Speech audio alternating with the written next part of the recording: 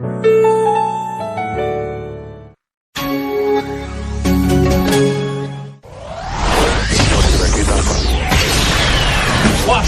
Free, Iris, Light, Mine, Flash, J-Doll, GGPlay, Anytime, Stop, Nada, Much, Slayer's Boxer, C, Bisu, Savior, 16 of the most powerful StarCraft gamers in the world, LG, Intel Centrino, GOMTV, Star Invitational. 패러다임을 만드는 16일의 정상급 파이터 경남가 김태경, 강판 테리프 연보성, GGPlay 김준영, 라이트 얼라이브 이재호.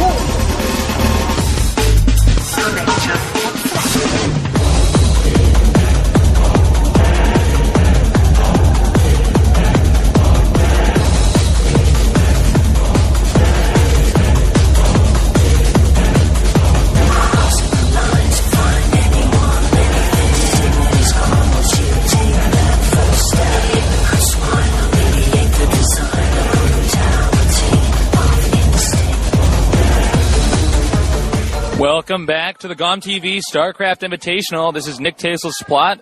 It's the fourth day of the tournament. That means we're in Group D, an exciting group at that. Our first match is going to be Bisu versus C. The other two players in the tournament are also GGPlay and Light. The atmosphere is tense in here, and people are very excited to see this game get started. Our first map is going to be Blue Storm. It has been the first map in almost every single one of the group rounds. Bisu versus C. It's going to be a Protoss versus Terran. Bisu being the Protoss player, C being the Terran. Two top players right now, both well-known and both well-respected. It's going to be difficult to say who's going to win this. In fact, these were my two picks to get out of the group, so it should be exciting. A little bit about Bisu. He's advanced to 3 consecutive MSL finals, winning 2 MSL finals and 1 second place. He's the #1 ranked Protoss player in Kesba and has been there since September of 2007 now. Also note he is the #1 ranked player in Kesba overall, not just with Protoss. So this is essentially the #1 player in the world right now due to statistics. Some things that he's known for, he does have a bit of a lack of stable management against Protoss and Terran, but he's so good against Zerg. That's really what he's known for. That's really what he sticks out for, particularly with his unit usage with Corsairs. His Corsair micro is just incredible. He's been doing things that people didn't really know you could be doing with Corsairs. He's also very well known for his Dark Templar usage and Reaver usage as well. He did just transfer to the SK Telecom team on the 18th of January. Now, a little bit about C. He has the best stats in the Pro League right now. He's actually considered the best Terran in that area. That's not bad by any means. He shows good efforts in the Pro League, but it's a bit more depressing in the individual leagues, and this is an individual league here, so that may be where he falters behind. He seems to do better when he's with all of his teammates, when he has that support. He's one of the younger players in the pro gaming scene, so that might have something to do with it. He manages his bionic units or his infantry units quite well and is known for being consistent with upgrades. He did fail to advance in the quarterfinals of both of the network leagues. That's the OSL and the MSL. His unique style of play really stands out in his Terran versus Terran and his Terran versus Zerg. So hopefully he'll be able to hold up his own against the very impressive player Bisu. And there I am, I'm on TV. I'm supposed to wave my hand. On to their overall stats. Bisu first, and that piece of paper is here. Bisu versus Terran, a 61.5% win ratio, and that is with 40 wins and 25 losses. I also just want to point this out right off the bat because this is one of the highest win percentage ratios you'll hear about. Against Zerg, he's 31 and 16. That's a 65.95% win ratio. Very impressive. On the map Blue Storm, Bisu's overall record is not so good. It's 5 and 8. So clearly this is not his best map. C's overall records versus Protoss, 28 and 19. That's a 59.6% win ratio. So both of these players have very, very impressive win percentiles on this in the matchups that they'll be playing. This means that we're going to see a very high-level game. Granted, all the games have been high-level in the GOMTV StarCraft Invitational. I think this one may stand out very much so. Also note that C's record on Blue Storm is much better than Bisu's. Bisu's was 5-8 on Blue Storm. C's record is 6-4, so he does not have a losing record on these maps. Both players very, very good. Now I'll keep talking about statistics and stuff until this game gets close to starting. It looks like both players are still working on getting their settings in there. They have not yet joined the game. They want to make sure that their mouse settings and their keyboards feel right. Everything's just as it is. Their sound is at the right level so that they can hear exactly what's going on in the game. It all has to be perfect if they're going to play well during this tournament. Bisu has won his last 5 Protoss versus Terrans, according to some of the stats that TeamLiquid.net has sent me.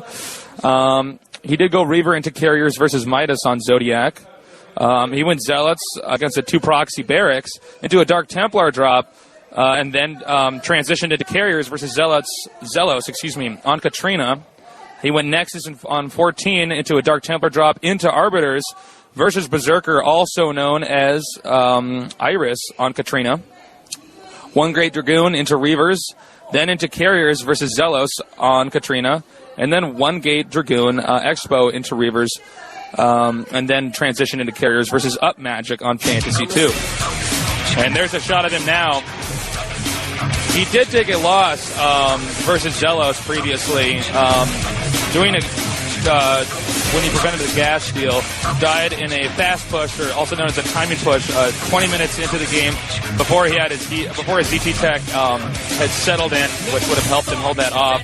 He also lost to Huashin in an attempted gas steal, which forced Huashin to go Refinery before Barracks, no drops, heavy Dragoon pressure style, then teched into Arbiters, mid-game Storm DT drop, and then lost soon after the Terran took the center line. There's, as we can see on the stats, I don't know if you can read Korean, but that does say that Bisu is ranked #1 in Kesper right now, as I said before. That makes him the highest ranked player in the world. And here is a shot of C. As you can see, he's got a warm washcloth on his nearby his table. A lot of the pro gamers feel that you cannot play StarCraft with cold hands. So they make sure their hands are nice, warm, and moist, so that they're able to have the agility with their hands that they need to maintain the high APM and the high stamina within the game. He is ranked 5th in the Kesper rating, so this is the #1 ranked player in the world versus the #5 ranked player in the world. 2 powerhouses, both in Group D. Very exciting. I believe, if I look at my statistics, I think C has only played 1 game, or only 1 recent win on this map. And as far as I know, that means that Bisu is much more experienced. That's going to be very tough. On a map like this, and we've seen it many times in this tournament, Protoss players tend to do the gas steal. Since it's a one-on-one map, both players know each other's starting locations, so Protoss tends to rush a Terran, steal his gas. I wouldn't say that Bisu wouldn't do that, because it just seems to be a very strong and healthy opener. So he's going to be aware of this, and it looks like the game's going to be starting very soon. I believe we're waiting for the Korean commentators to finish up the introduction. So the real question is C going to be ready for a possible gas steal? What kind of tech is Bisu going to be going for? Protoss have a lot of options on what they can do with Protoss versus Terran, where it's a much more linear game for the Terran versus the Protoss. Terran always going to be going for the mech units. Only under rare and dangerous circumstances will they be getting an additional barracks and excess of Marines or anything of that sort. So the real question is, will Protoss be going for standard Dragoons? Are they going to be getting a Reaver drop early? Maybe Dark Templar Rush or Dark Templar drop? Maybe an early Carrier tech? It's hard to say. And stay tuned.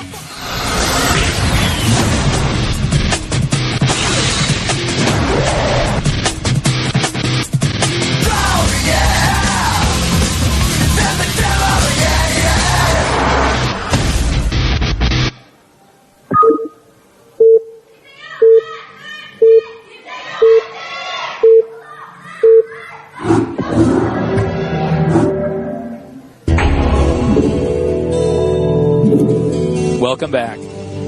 Bisu spawns as a red Protoss at the top right. And C. Oh, well, we're going to get a shot at Bisu first. There he is. Going over the build he has orchestrated in his mind. And here's a shot of C's base. C, ranked 5th in Kespa. A very young pro gamer as well, warming his hands up on that cloth. Again, this is a one-on-one map. This means risky strategies or more unorthodox strategies are more common, especially for the Protoss. But the same can be true for the Terran. More Koreans hiding their faces in terror of Bisu's amazing Protoss. If we see Bisu send his probe out early and he has not, which means he will more than likely not be attempting to steal the Terran's gas. Oh, wait a minute.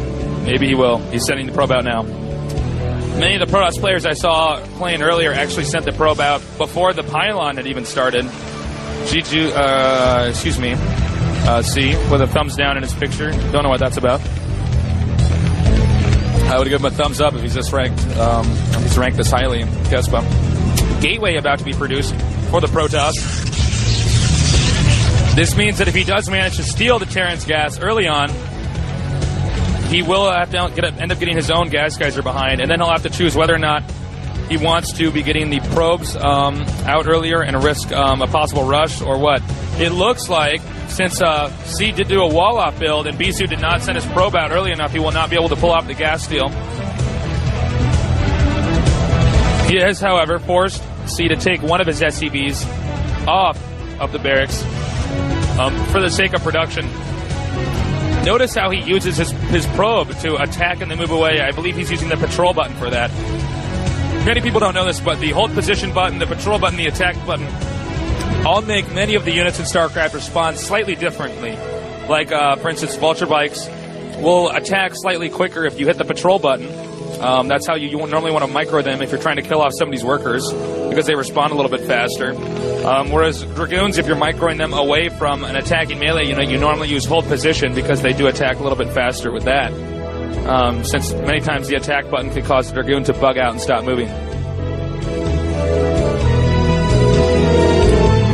Once the cybernetics core finishes, we'll get a better idea of exactly what type of pattern Bisu is going to be following. Bisu is known for expanding a little bit later than usual on this map.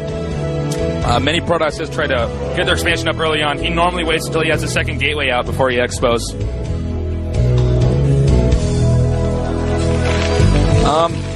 In almost all of the games we've seen in Protoss versus Terran on this map, and I'm not just talking about with Bisu, but in general, we see the Protoss Tecta carriers, due to the architecture of the map, it's much easier to maneuver your carriers around. Not quite as easy as you can on Katrina. That map's a little bit ridiculous what you can do with carriers, but nonetheless, carriers, there's a high chance of them getting that, especially if the game goes over 15 minutes. He's upgrading Dragoon range now, Bisu is. Terran with a standard build, 1 Marine because he walled in. Had he not walled in, he would have had to make more Marines. But this first Marine will at least be able to hold off a Zealot, which would be attacking the outside of that depot. By not making Marines, he can get that factory out a little bit sooner. It's just a certain style that he's opting to play with. Know that the Marine can squeeze through the wall in, but the other units, such as the probes, Zealots, and Dragoons, cannot squeeze through the wall in. Nor can SCVs, but he looks like he's going to manage to save that SCV. Meanwhile, a hidden SCV up here at the top right, probably going to use that to run into his opponent's base and scout and see exactly what he's doing. Terran need to get a good idea of what Protoss does early on, because, well, Protoss has so many different options. Terran going for the fast expo. If Bisu gets a second gate, it could be a little bit tougher for him to expand, but it doesn't look like he's going to be doing that. See, carefully positioning his Marines so that the Dragoon cannot reach it. A few SCVs coming in here. He scouted his opponent, seeing Dragoon range being upgraded. Bisu needs to be careful to not lose that Zealot. Bisu's not really microing that well at this point in time. C is probably going to hold off this rush. He did have to spend some extra minerals repairing, but he'll have the tank out soon to can drive that back. Nexus up now, sooner than normal for Bisu. Bisu likes the Dark Templar drop quite often. Now he's lifted off, but it looks like he's going to land again because the number of units is not that, or excuse me, it's too big. C might have to actually produce extra SCVs from the stationary command center over there. He's pushing out now, but Yes, he has managed to hold off the Protoss rush, planting a few mines to catch a possible DT coming in there.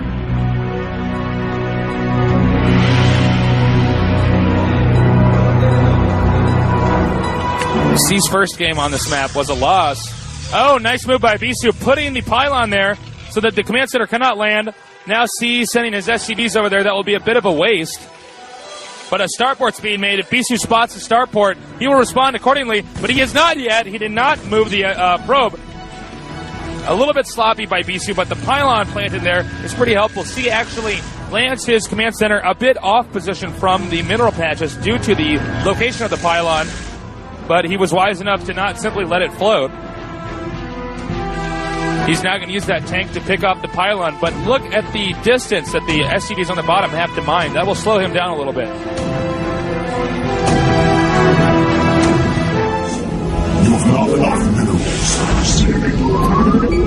Now we're getting a shot of Bisu, getting a shuttle out early on. The shuttle's really necessary so that the Terran cannot push your natural in that crevice outside of the natural expo, which Dragoons can't even fit through. Now he's managed to kill off the pylon, but a small loss for C. Expanding again. Now we saw Boxer do something rather similar to this and failed rather miserably, might I add. Let's see if C can do it better than he can. Now he is going to be Reaver dropping. That Reaver drop will be much more effective because the Terran will have more expos up, and he's going to be going carriers. A very similar build to what we saw Much do against Nada on Katrina. However, this map doesn't favor carriers quite as much as Katrina does. It still is good for carriers, but a dropship's coming in here, and if he spots the carriers, this whole build could be a bust for Bisu. A bust-su.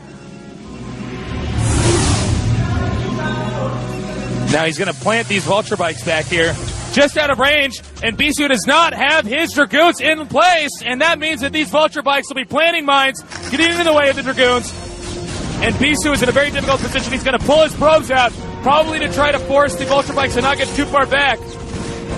However, he is killing off a lot of Vultures and has already spotted his opponent's tech. Meanwhile, the Reaver drop is on the way. The Vulture Rush has been held off. And the Reaver drop, it is now Bisu's turn to try to do some damage. Attacking these SCVs and picking up the Dragoon. Scarabs are not the smartest projectile in the game. They tend to get stuck rather often, although that kind of makes it a bit more balanced because head Scarabs had better pathfinding in StarCraft. Reavers might have been imbalanced for harassment. Now, one carrier being produced by Bisu. Again, he's going to have to do his very best to recover from the fact that C has already scouted him and already has a very good idea of what he's doing.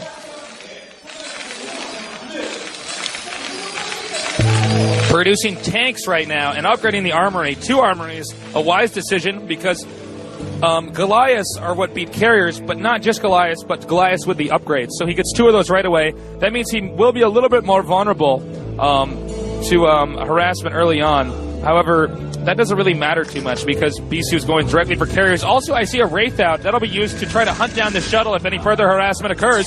And he is already attempting to push that crevice. He will have to get his shuttle in there, but support that with his Dragoons or he will lose.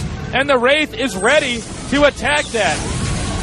Here he comes now. Dragoons attempting to pick off what is in their own range.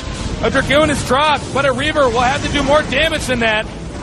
He's going to have to pull out again, but does he have anything to cover that shuttle? It does not look like he does. Picking up another Dragoon, but waiting for the right moment to attack. The siege tank has been pushed farther up. That'll have much more effect on the probe's mining. Oh, one Scarab fired. The Dragoons almost got it. The tanks almost got it, and a second Wraith is put into the battle. This is a very bad position for Bisu. Once he spotted the fact that he was going carriers, he realized he could push in that vulnerable moment. Now, if he can drop, get something on this mine, but he might end up getting the shuttle instead, and the shuttle has gone down with the Reaver in it. Bisu may lose this game. Carriers coming in now, but a dropship in the back. C is everywhere. He may end up beating the #1 ranked player in Kespa. Tank in the back going to target fire probes. If he can get some extra probes, they'll slow him down even further. And he has lost the Nexus at his expansion. Everything is going wrong for Bisu right now. This is a bad day for Protoss. Terran already has 2 expansions up. Now, immediately unsieging and pulling out. C has yet to really make a fatal error.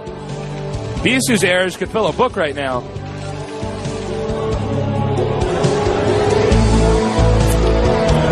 More carriers are being produced, but C has more than enough time to respond. He's going to try to turn around and get these carriers to do some damage, but it looks like C's already prepared for that. He has more than enough turrets.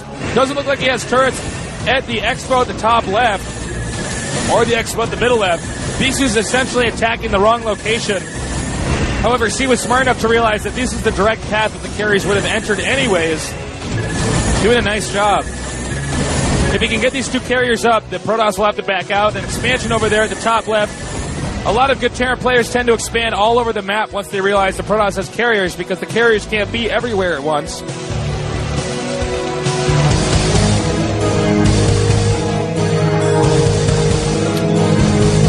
More carriers being produced. Bisu in a very defensive position, trying to get his original expo back up, picking off a few tanks, but at this point in time, it's only going to be a matter of time before C gets that 1-1 upgrade, making him very powerful against the carriers.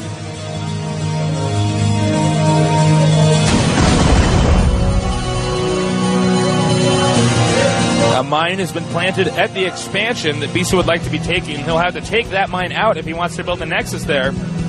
However, building an additional Nexus would put him in an even worse position, because he would be that much more likely to die from a push.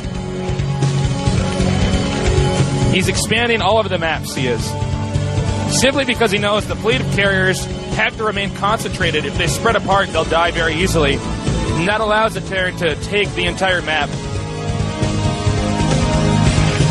Bisu may be getting another Reaver to help support the carriers. Reavers can take out Goliath very easily, or he may be getting a Dragoon combination. And here's a shuttle now.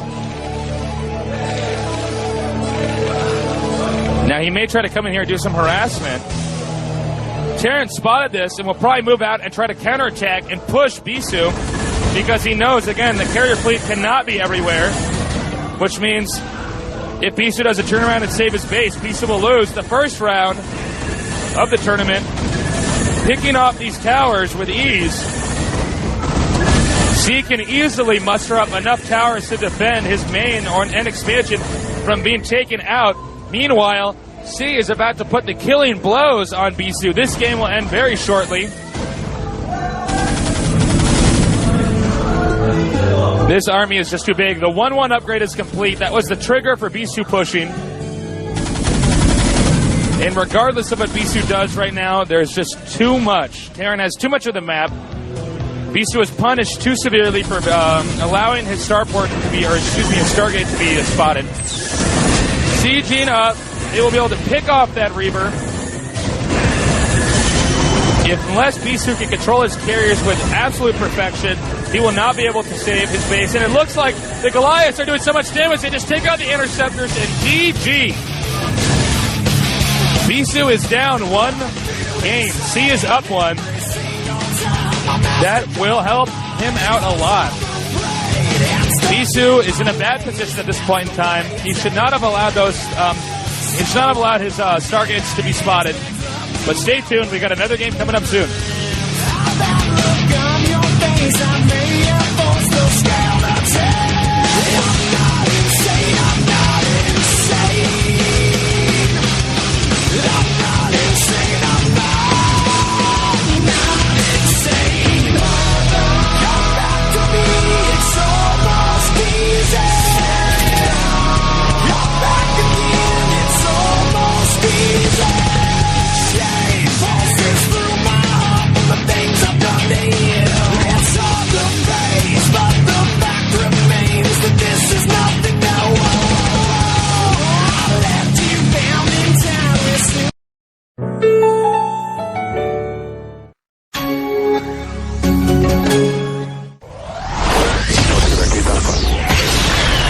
Caution, free, iris, light, Mine, Flash, J-Doll, GGPlay, anytime, stop, nada, much.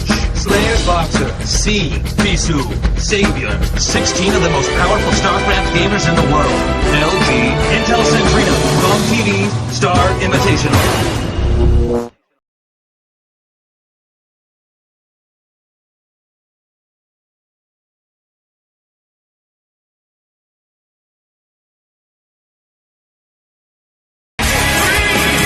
Welcome back to the GOMTV StarCraft Invitational.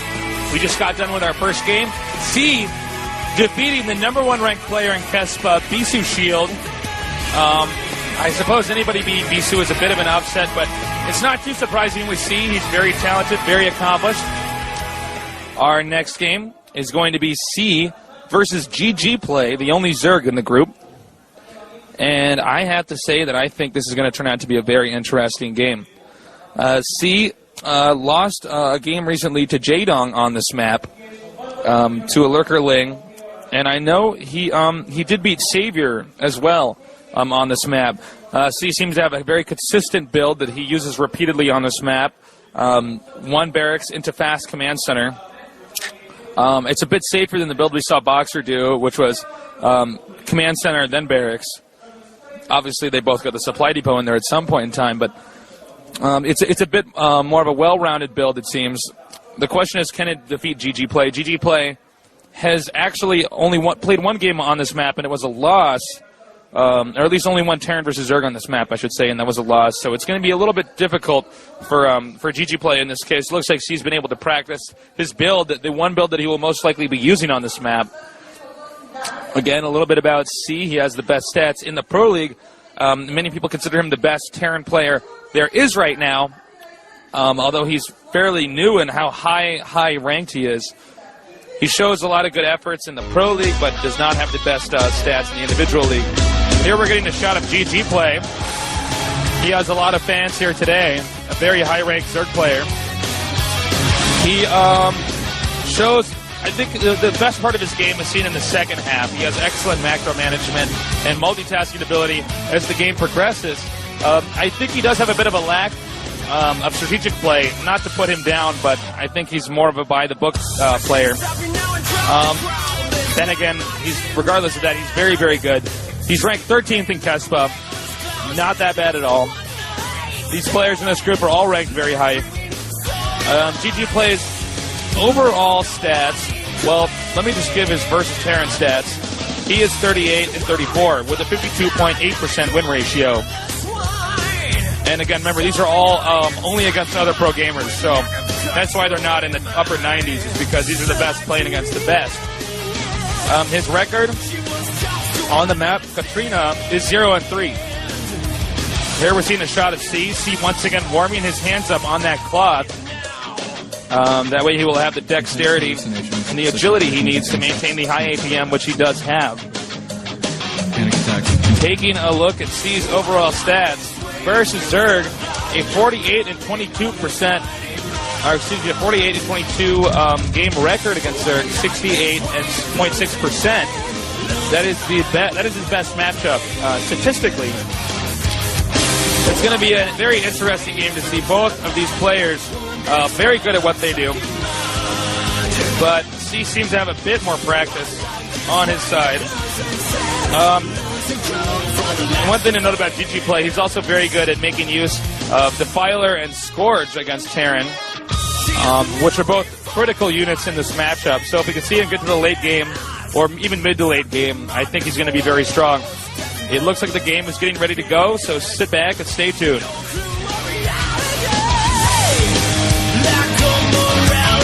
I think it's starting soon.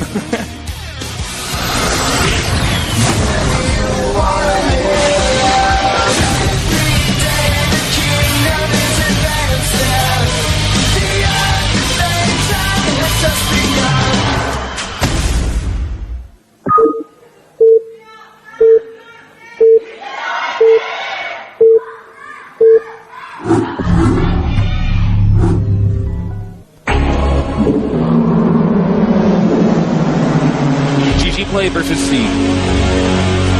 A Zerg versus Terran. GGPlay being the Zerg, and C being the Terran. GGPlay starts out at the far right corner. C at the bottom. Note that already GGPlay is going to spot what C is doing early on due to where he is sending his first Overlord.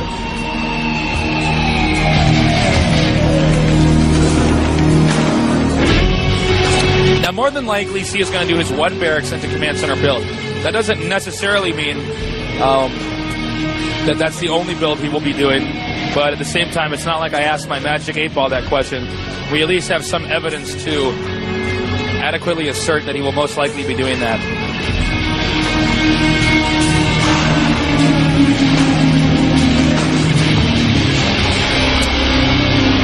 Some Terran players like to wall in on this map, others don't. If the Terran walls in, even though he can lift off his buildings and move out, sometimes units get stuck because of the pathfinding on this map. Note the location of the gas geysers are a bit farther away from the starting command center or starting hatchery than most people would prefer. It requires 4 units to mine rather than 3 if you want to have a saturated resource collecting on those patches.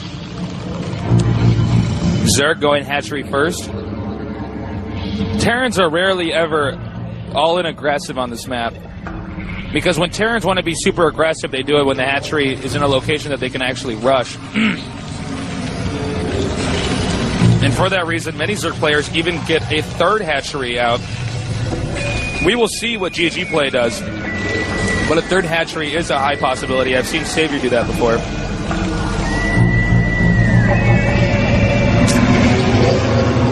And command center first, doing a boxer build. Now, unlike Boxer's game against Jaedong, where Jaedong actually went 9-pull first just because he assumed Boxer would actually be bold enough to be aggressive on this map, GGPlay is playing defensively, which means C's build of command center first can be rewarded, especially because Zerg is getting the 3rd hatchery first. I assume that C would go with a slightly more risky opening simply because he already has that 1-win advantage. And making the 2 barracks is before the 2nd depot. Not quite as economical, but I assume he might be doing that because he already knows that the Zerg has spotted it to some extent.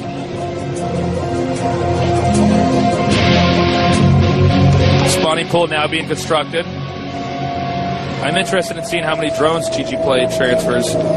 If any drones. It doesn't look like he's done that yet.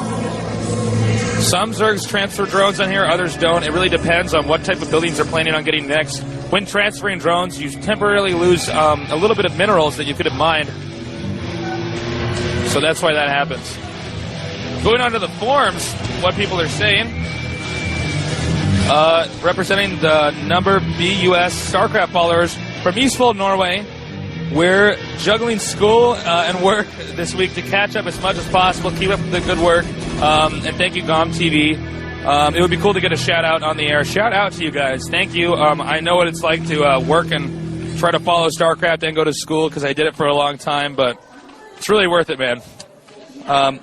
Somebody else wanted to say, hey, I just wanted everyone at GOMTV to know that that having live English commentary is great for the StarCraft community. I really hope they keep this in other leagues for Korea, and he basically wants to see more of this in Korea. I do too, and hopefully we will have that. Terran getting the engineering bay.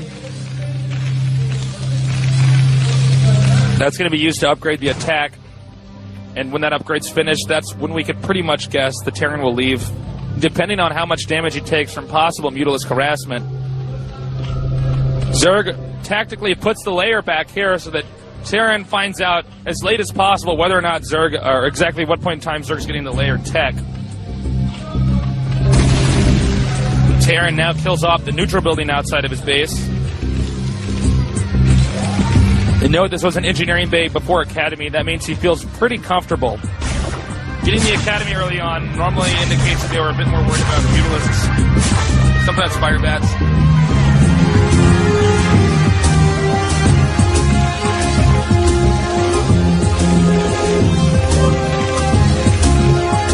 That also means he will be getting his scanner out a little bit later on. More stuff from the forums. Someone wants to say that Bisu losing the shuttle was wrong. If he would have focused on the moment where he lost his natural, he wouldn't be so behind from that point on. He already attacked the carriers, but I think making only carriers in that stage was a wrong move. Yeah, it's a very difficult position to play from. I mean, there's really nothing Protoss can do to necessarily directly recover, but I do agree that getting carriers or sticking with the carriers was quite useless, especially since C had already double expo'd. Somebody else wants to say, although Bisu played very passively with a distinct lack of conviction, C played that game so beautifully it overshadows everything else, and I would agree so as well. It seems as though C was somewhat prepared for carriers or some type of harassment opening rather than aggressive Dragoon with Zealot drops, or as we call it, the Bulldog. But we're going to get that name changed pretty soon here because that's just such a stupid name for a strategy. Now, GGPlay getting his 4th hatchery up. Now, since Terrence spotted that 4th hatchery, that means he knows that GGPlay isn't expanding anywhere else at this point in time. Some Zerg players in this moments actually hide a 4th hatchery in the back of one of the other mains the player's not at. There's a high chance we could be seeing a lot of Zergling with Mutalisk action coming up here, particularly because we haven't seen the Den, but because of the Evolution Chamber as well. Getting that armor upgrade really helps the Zerglings assist the Mutalisks. Factory in a very far out location that could be difficult with the Mutalisk harassment.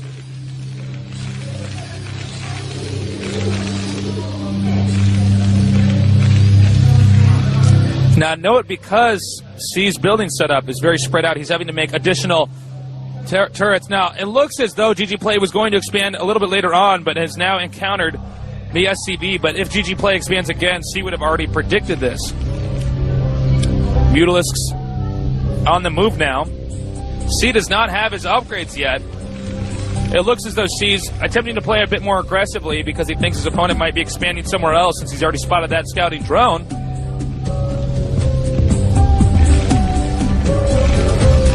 Leaving half of his medic marine in his base.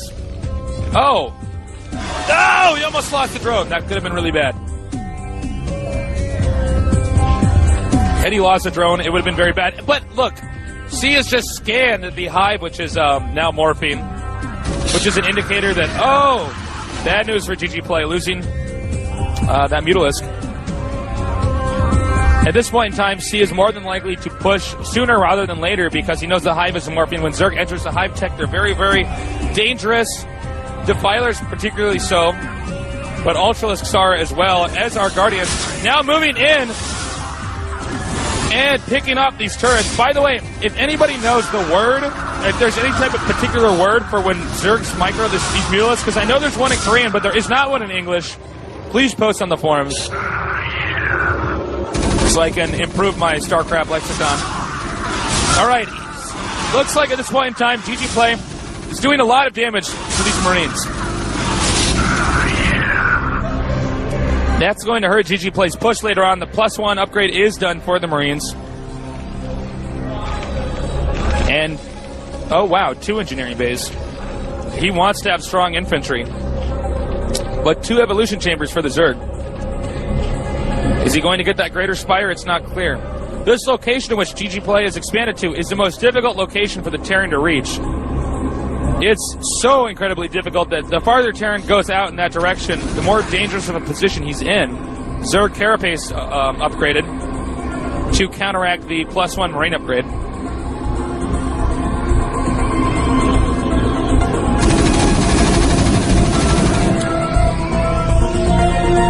I don't see GGPlay's Mutalisk number increasing, although it's hard to say. But it looks like he might not be getting a greater spire then, and by harassing and not making it to... Oh, now, excuse me, there are more Mutalisks on the way. He just had not regrouped them.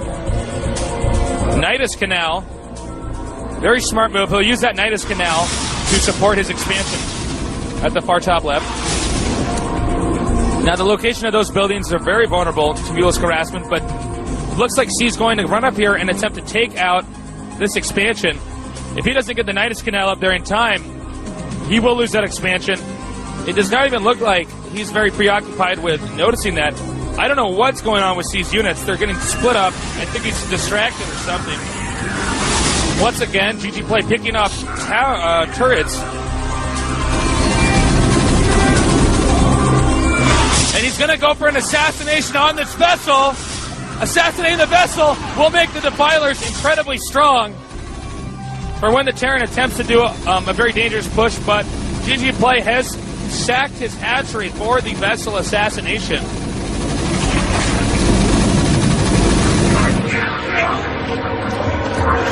The Nidus Canal doesn't have any use at this point in time, but without a vessel to irradiate the Defilers are ridiculously strong.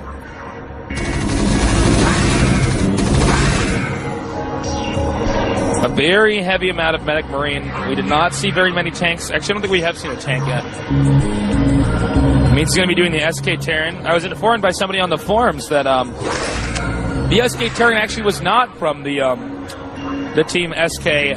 Somebody else actually told me that a long time ago, but I was unaware that that was incorrect. Thank you for educating me.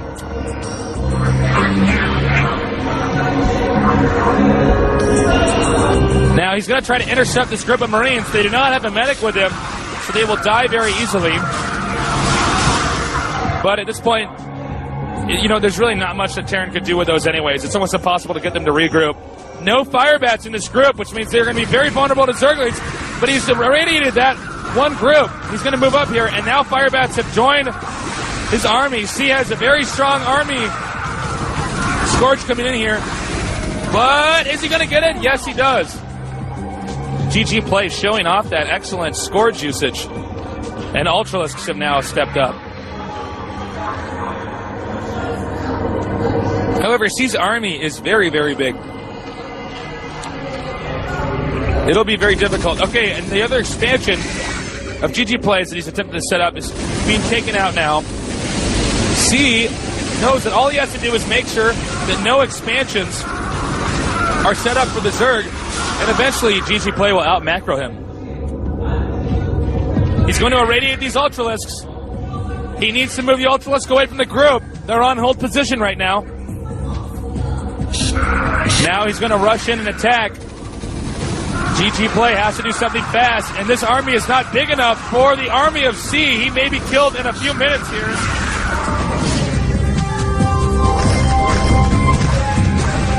The Dark Swarm has pushed Terran out, but Terran continues to maintain map control. Now, Zerg has another hatchery over here, and C is sending a small army up here. If C can get there before the Zerg will allow a certain amount of units to make it through that Nidus Canal, that expansion will be safe. And he looks like he's more than prepared to do that.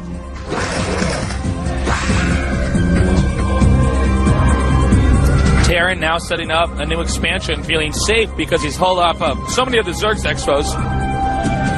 GGPlay in a very difficult position. C definitely winning at this point in time. Here he comes now to intercept a small group of units, taking out another vessel. He should have waited until he had some Defilers. But C has too many units, two massive armies on two different locations on the map. He's going to have to pull back, suck a Defiler through that Nidus Canal, and try to defend his expansion. I don't think he has one, though.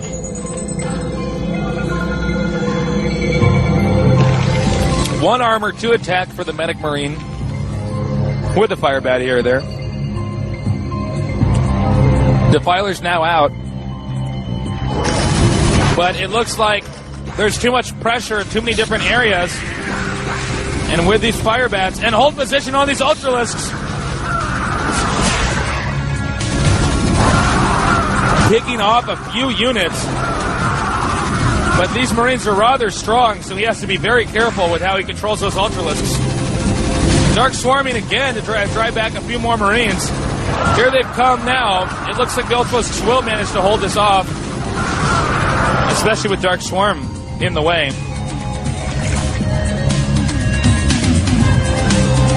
But two dropships on the way as well. GGPlay, it's only a matter of time before he loses this. He had Beetleist there prepared, but 2 dropships is just too much.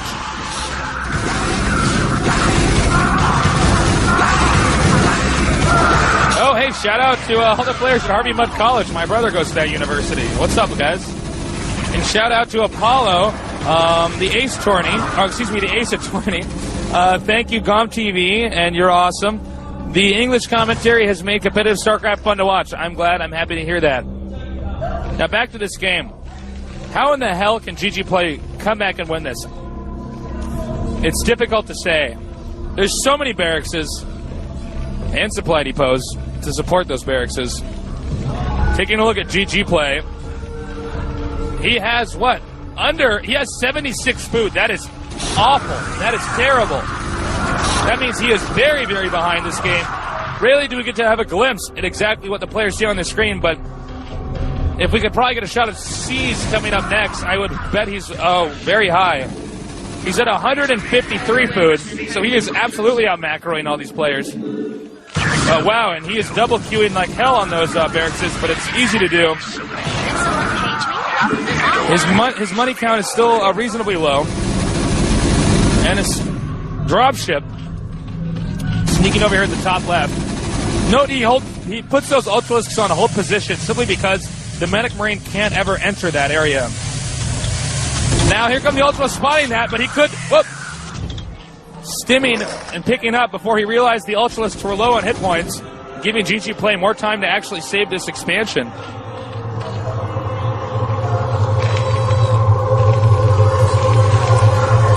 GGPlay doing what he can around the map to try to hold back his opponent.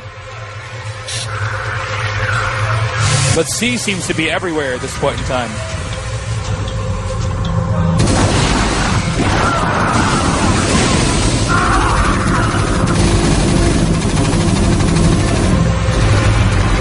Looks like he's chased him out.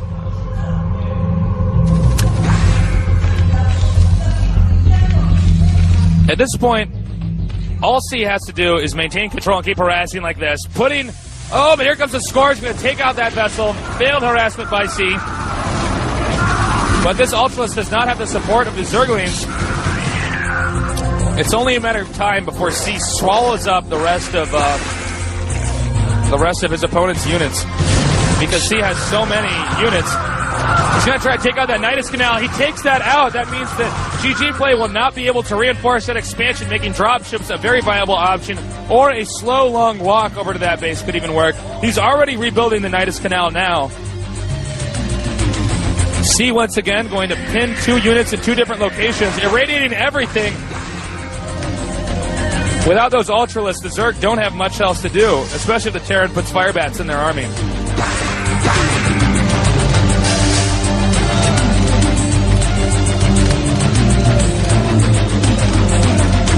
Terran putting pressure in 2 locations so that if the Nidus Canal does get up in time... Oh, I thought that was going to die. Yes, he's putting pressure in 2 locations so that even if Zerg uses the Nidus Canal, he could still pull back and attack from a different angle. Irradiating everything! And now could stim and kill off the rest of these Ultralisks with ease with the assistance of the irradiated spell. This is the killing blow for the Zergs, and Zerg will be leaving very soon. Once again, good game! Well done. He just played too well. C is too strong. C is now up 2-0. There's essentially no way he can't make it out of the group unless, well, it's just going to be very difficult for that to actually happen. But guys, thank you for watching. We got more games coming up at the GOMTV StarCraft Invitational.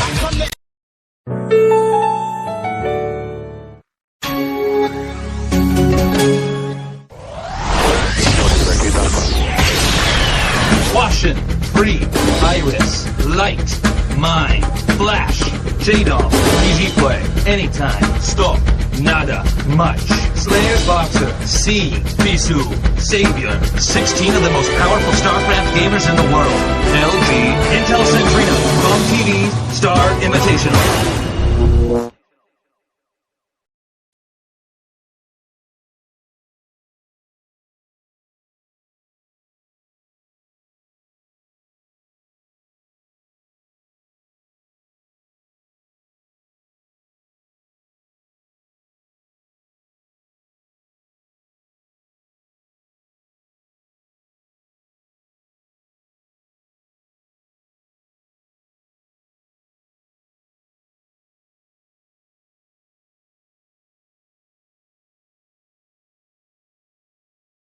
If he wins this, he'll be in good standing.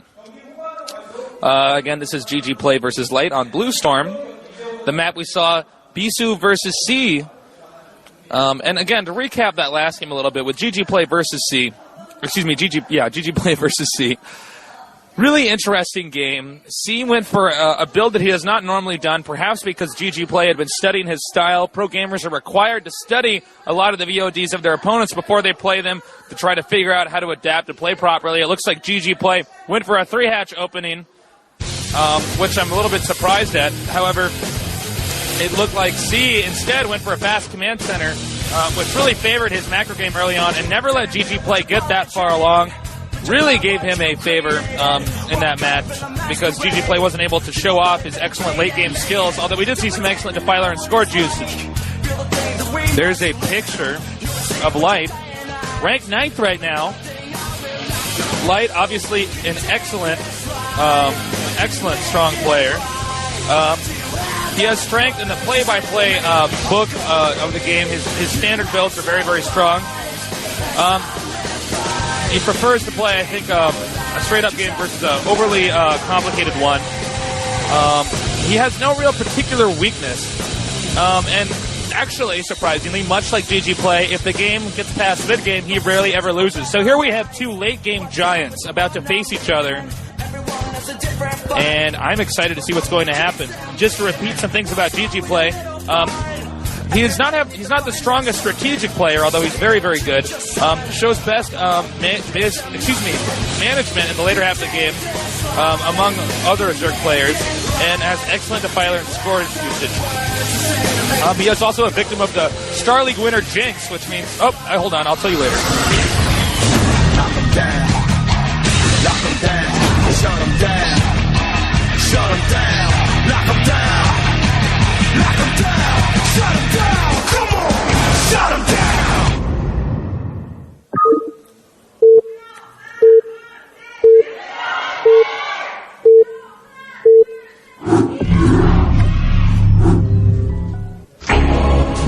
I never know when these games are going to start until it actually already happens. It looks like, as I was saying before, GGPlay, there he is at the bottom left, and that makes our friend Light at the top right. Now, one thing to note, though, he is a victim, GGPlay is, of the Star League winner Jinx, which means he did very, very well in the Star League and won it, and then started to slump out. And this seems to happen with tons and tons of StarCraft players. And I don't know, it's just an interesting phenomenon in StarCraft. Light was adjusting his glasses a little bit, because obviously he wants to have the best eyesight possible while playing. He wants his glasses to be comfortable on his face so that when the game actually picks up and he doesn't have the opportunity to touch his face again, they'll be in a good position. Going over the player's stats, since I didn't have time to do that before the game started, GGPlay versus Terran, a 52.8% win ratio with a record of 38 and 34, although I guess it would now be a record of 38 and 35 since he just lost to C. And his record on the map Blue Storm is actually 6-1. Although he has not been known for going Guardians on this map like many other Zerg players have been. So maybe we'll see that on this because he's going to try to mix it with style again. Who knows? Light, his overall statistics, his Terran versus Zerg, a 27-14 win ratio. That puts him at a 65.9% win percentage. So he is clearly very strong. This is going to be tough for GGPlay. Both Terrans he played have had very, very strong Terran versus Zerg records and win percentiles. The map is, again, Blue Storm, and Light's record on that map is 4-3. Just giving you guys some stats before the game really picks up. GGPlay going hatchery first. An economical build, but at times slightly at risk to bunker rushes. Supply depot, barracks, supply depot. An economical and safe build, which will most likely transition into a fast command center for the Terran.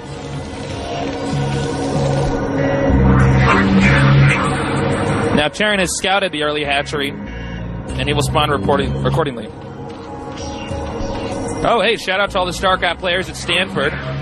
My cousin actually went there. You guys stayed up all night without studying for your midterms. Well, good for you guys. I am probably one of the few people who would be proud of you for doing that. And shout out to, and I hope I'm reading this correctly, Gurk Daboy, please. Also, I just wanted to say that this commentary is great. Oh, well, thank you. And yeah, I am actually working on getting this at other tournaments as well, as you have asked. And the final thing I'm going to read off on the forum before I go on is, I love C's play, man. Real impressive job of cutting off Expos before GGPlay could establish a good economy. I agree, absolutely. Even though GGPlay expanded to the most difficult location to preparing to reach, he managed to get there and take it out before the Nidus Canal could get up. And that was, I think, the game-winning move for him. Lair now, 2 hatcheries and a lair. Could be an early Mutalisk build, although I won't dismiss the option of lurkers. Scouting SCV at half health. He has to keep it alive, though. He needs to see if his opponent's going to be getting the early lurkers or early Mutalisks. It's even more crucial when the Zerg 2 hatches because you get the scanner out and end up scanning a little bit later than you would have hoped. Terran wants to keep this SCV alive, and oh, what? You're going to mine minerals now? Give me a break, man. Must have been a misclick. Academy going up. He will need to get an early scan out because he clumsily lost his SCV.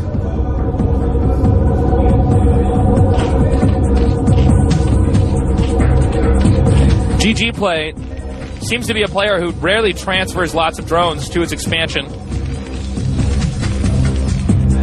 Presumably because he's doing a 2-hatch build, he needs to get his early other tech buildings out a little bit faster. He loses the minerals by a few seconds if he waits.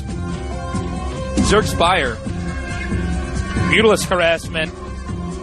There is a probability, I'd say a rather high one, that we could see Guardians in this case. But again, GGPlay hasn't been using Guardians that much on this map. But GGPlay is nonetheless very strong on this map.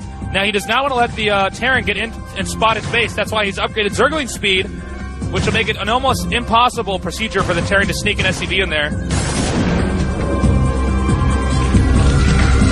Note the excellent positioning of buildings here, with 2 Marines even blocking off in between the Academy and the depot so that no scouting links can get through. But maybe I'm wrong, because it looks like he's going to send some links in there now. Early engineering bay and another expo for the Zerg.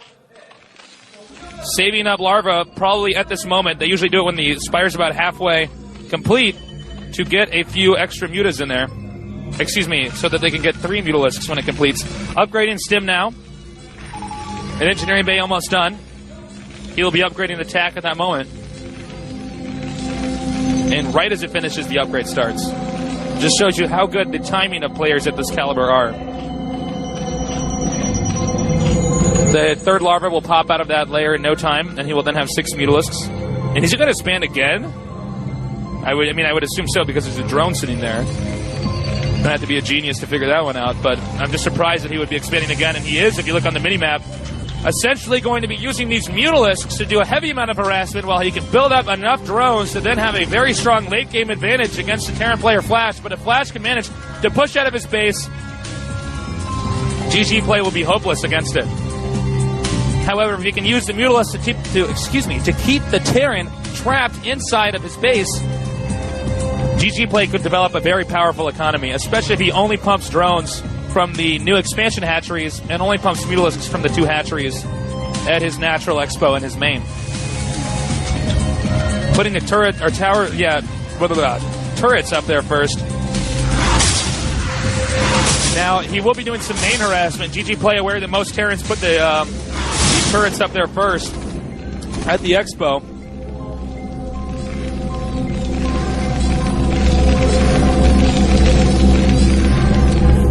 More and more Mutalisks gathering together. He may even get a Mutalisk attack or armor upgrade, since he will be very dependent on maintaining a heavy Mutalisk presence in the game. Now sneaking a Zergling in, will attack that Fire Bat and then go for a few extra towers, making it very powerful, making the Mutalisks very, very, very strong in this position. But he seems to be mismicroing his Mutalisks just a little bit. Picking off again, more SCVs. A situation like this can keep Flash in his base for a few extra minutes. Another SCV picked off. He may be able to pick off these 2 towers in the back. Oh no, excuse me, it's 3 towers, which means he may not actually engage it right away. Not until the few more Mutalisks group together. He does not look like he has a... Okay, here he comes again, picking off more SCVs. I believe Terran has range by now, although I could be incorrect. I thought I saw that light up. If he has Marine range, which I would assume he does have, that'll make it very easy for the Terran to hold this off compared to if he did not have range. Note that Terran scans so he could see over that ledge. Terran now attempting to move out, but GGPlay seems aware of that, forcing his opponent back in here, picking off an incredible amount of Marines. Light will have to pull back.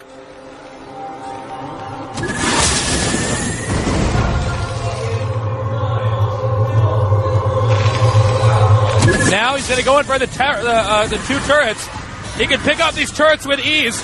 If you have 11 Mutalisks, you can pick off turrets in only 2 swooping attacks because it brings it down to 2 health and then it burns away. Now, Light will be stuck in his base for even longer. A Hydralisk then for Lurkers. We have not seen if the Zerg is getting a hive yet. He may just go for a strong macro mid-game army. Terran's attempting to move out now, but a very sloppy move by him. It looks like he has enough Mutalisks to easily pick off that. What is this factory doing? It looks like he's going to use the factory to possibly float over the turrets so that the Mutalisks cannot target fire them, but nothing is going right for Light in this moment.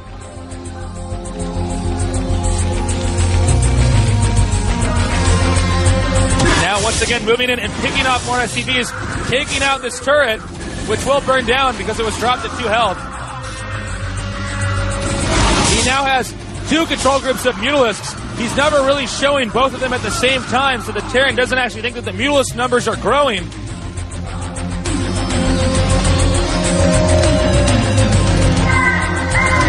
And yes, those are cockaroos, observer.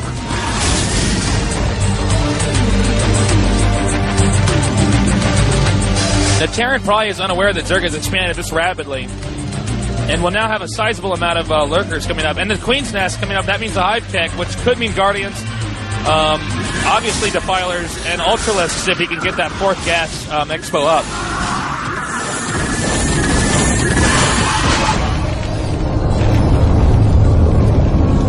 Everything is going according to plan for GGPlay. You notice how much the Mutalisks are come together. Probably has a larva in that control group. Trying to pick off a few of these SCVs on these mineral patches. He may be using that factory to cover up corner mineral patches so that the Zerg cannot pick off the SCVs there. Lurkers are in the game now. Terran will soon be contained, and Terran's economy has suffered drastically. He only has 3 barracks. WTF, this is not good for Terran at all.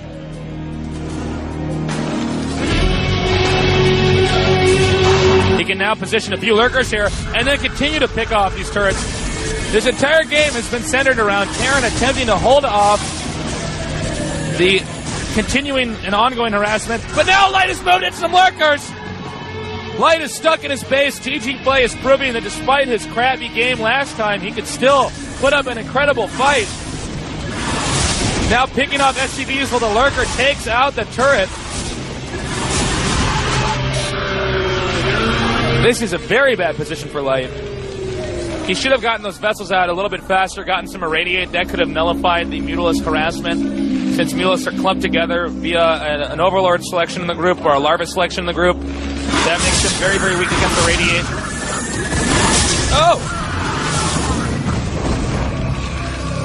The amount of SCVs, Marines, and turrets that GGPlay has lost to a small number of Mutalisks is incredible. Looks like Light is finally moving out.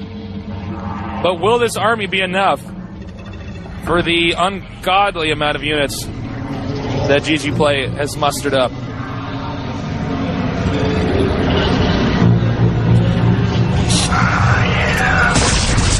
Coming up behind to take out that Lurker.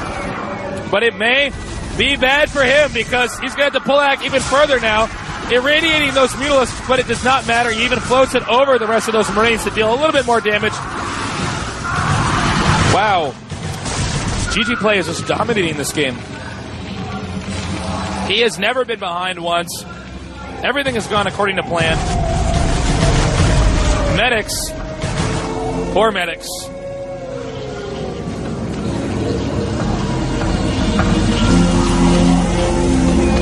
Now, the Hive Tech is finished, and Ultralisks are soon coming up. Mainly because Zerg got that 4th Gas Natural. Not Gas Natural, Gas Expo, excuse me. Terran has 1 tank versus a lot of lurkers. And he will rush in here and attempt to deal some damage to that. Nicely microed by Light, but does it really matter? I don't think so. He's using just a few lurkers to soften up some tanks, maybe take out that Academy. If he can get the Academy, it'll just be another building lost for the player Light. It looks like he's going to. No, he's not. He's going to lose it.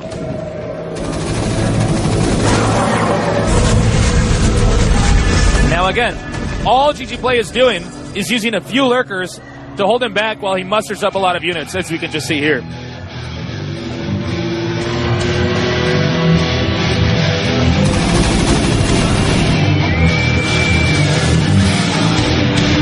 GGPlay expanding at the south as well. You will soon have the entire map. Terran attempting to push out. It's going to be up to whether or not Terran can micro versus what should be a number of units that could easily kill him. Or Terran might attempt to expand. All these Hydralisks will soon be lurkers. A few irradiates to pick off what probably could have been picked off actually fairly easily with Medic Marine since they were so weak. Zerg sends a scouting Zergling out, just taking a peek to see if Terran's expoing. Terran realizes his position has been spotted. No Greater Spire, so Guardians will not be used. GGPlay proving that you don't have to go Guardians to win on this map.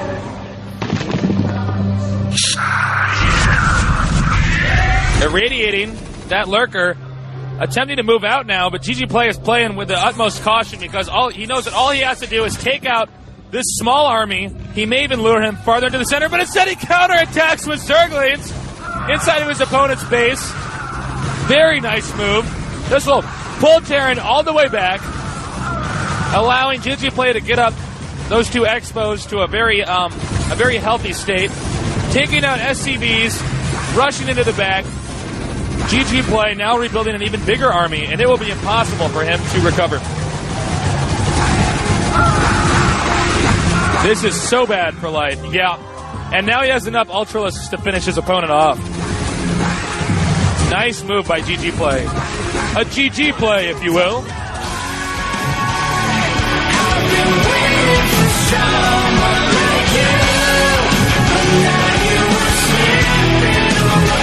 Very impressive game by GGPlay. Proving that he is a dominant force on that map. He will now be 7-1 in his official record on that map. He still has a chance in this tournament. Now the pressure's on Light. Stay tuned. This is the GOMTV StarCraft Invitational.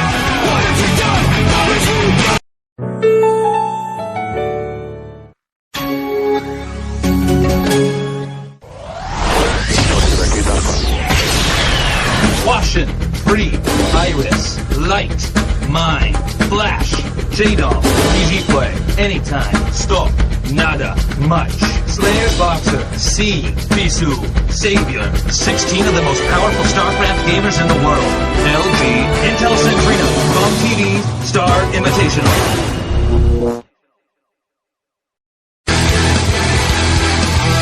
Welcome back to the GOMTV StarCraft Invitational. This is Nick Tase's plot. We've got another great game coming up, Light versus Bisu.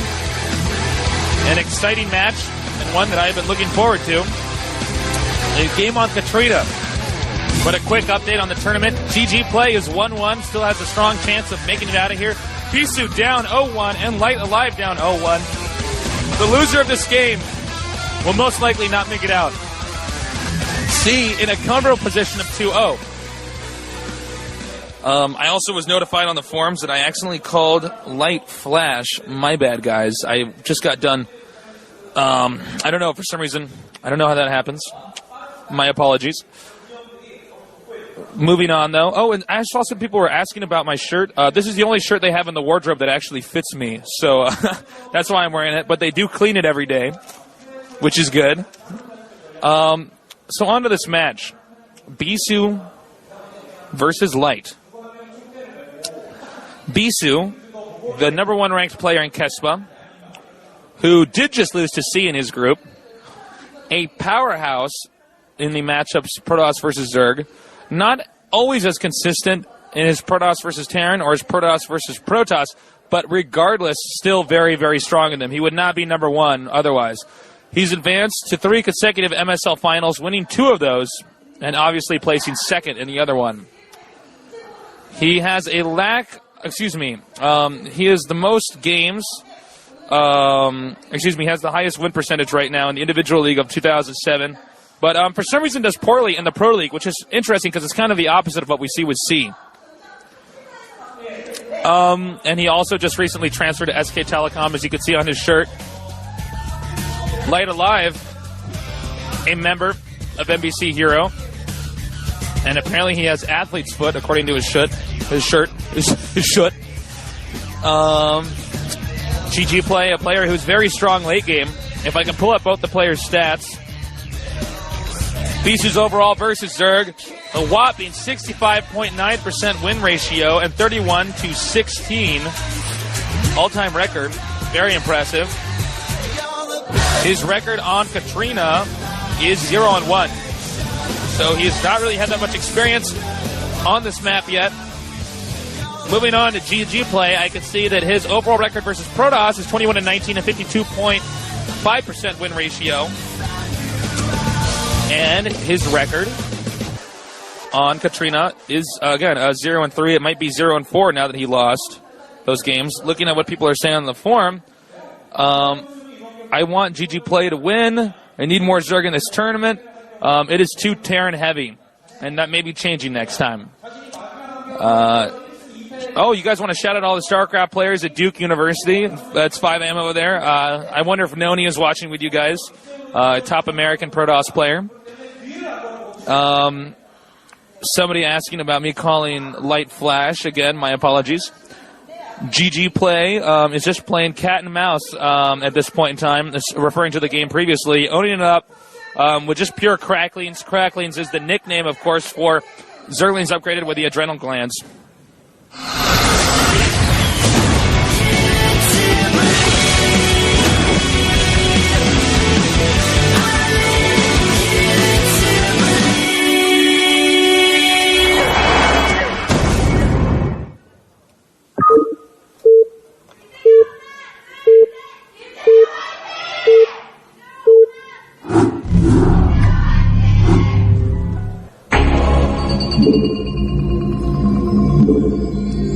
Bisu versus Light. Bisu at the far left. It's a purple Protoss. And that makes Light. No, whoop. We're going to shut at Bisu first. Concentrating very hard. And Light, not Flash,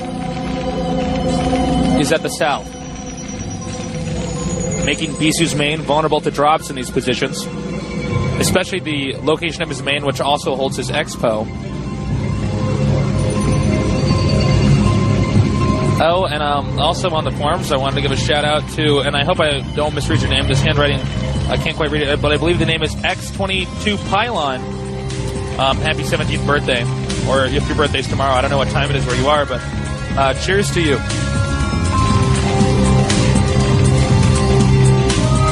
Terran making the first supply depot in this location, indicating that there's a high chance he will wall in.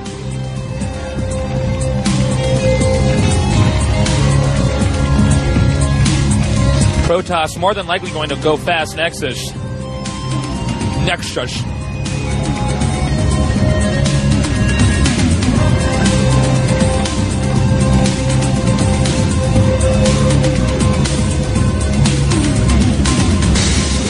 And as we can see, he has not made the gateway yet, so he will be going for a fast Nexus.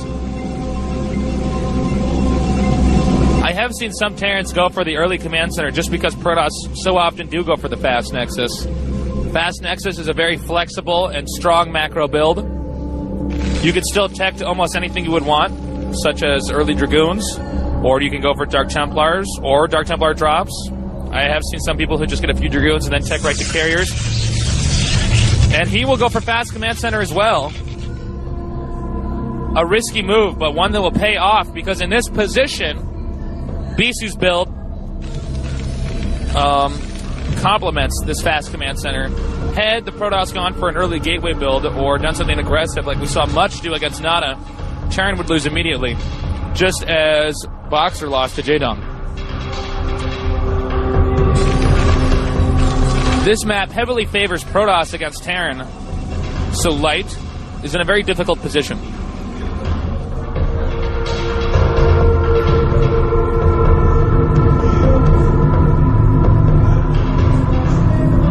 Bisu now scouting. Both players will find their opponents at the last possible moment.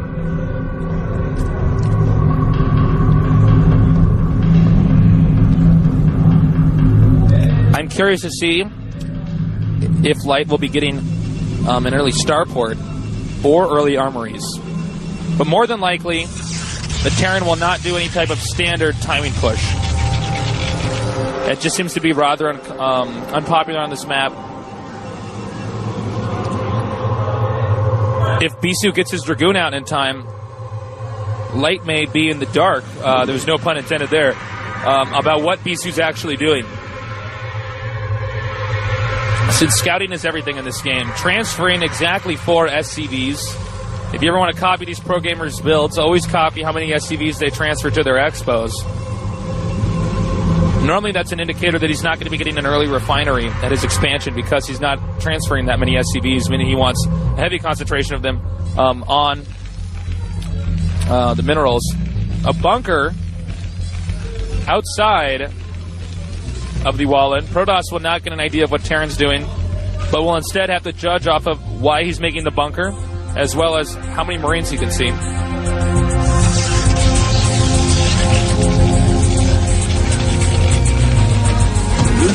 Marines entering the bunker, perhaps concerned of some type of early Dragoon rush, since he did see 2 gateways outside of Bisu's base. He might have assumed he got those before the Nexus, and therefore needs to get the bunker to hold off a Dragoon rush. However, if that is the case, it was a waste of money.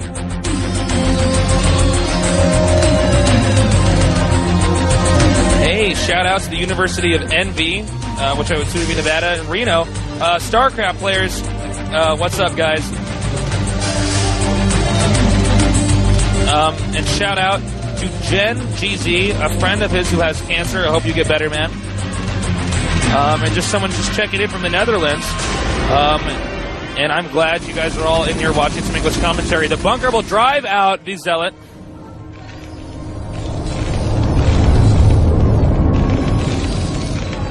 And a Templar Archives. Sorry, I was reading the forum things. I didn't notice that he was actually checking to that. Now he's probably getting I would assume a Robo Bay was what that building is that's lit up over there. He's going to be going for an early DT drop, and he will... Oh no, he's going to spot it! This is so bad! He sees the Citadel! He sees the Robotics Bay! Bisu's snake attack has been foiled. Terran should be able to hold this off with ease. This is very bad news for Bisu. Although this map still heavily favors Protoss, so he still has an innumerable amount of options. And he did not want the probe. Possibly killing it because he might have needed 1 extra food opening for the 2 DTs he's going to make. I have seen some players do that if they fumble and make a mistake, producing an additional unit. Or who knows, maybe he was just being a noob at that moment and threw away his unit. Stargate, actually, being produced. Now, his essential goal here, and that may actually be air weapons and not Dragoon range upgrading at the Cybernetics core, is to get these 2 Dark Templar out here, force the Terran to make an uncomfortable amount of turrets, and then tech until he has enough carriers that he can take up the whole map. And it's a very good opening.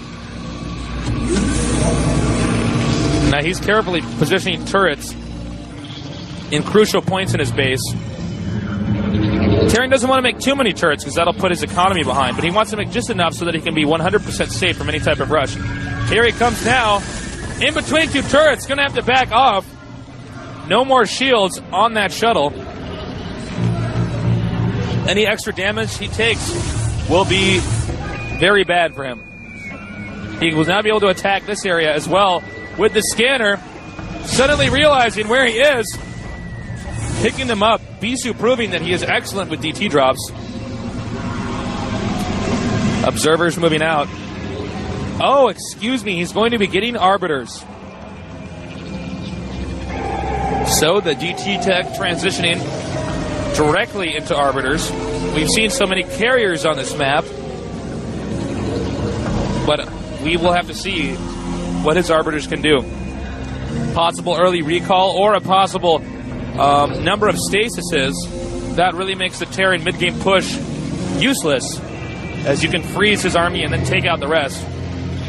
An observer carefully placed outside of his opponent's base. And as the Arbiter produces, he attempts to make another Nexus, so that by the time, if the Terran had actually moves out and pushes, he will be able to pick off any tanks that come out with the coverage of the Arbiter.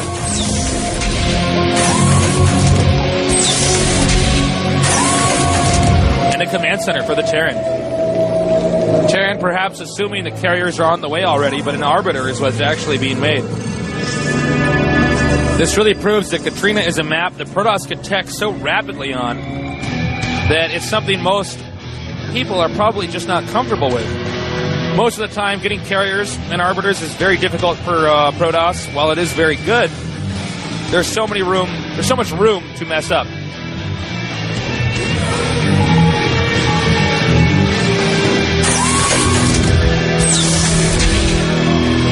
And now he's going to push. Forcing him to siege and then backing off is what the Protoss' goal is. He does not have enough gateways at this point in time to fully hold him off, and he needs that Arbiter there to cover him. He may even hide the Arbiter so that Terran doesn't actually figure out what's going on until it's too late. Bisu being very aggressive in this containment.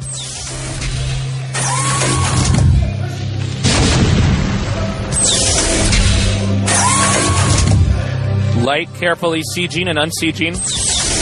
Leapfrogging towards the entrance of his base. Bisu is already backed off.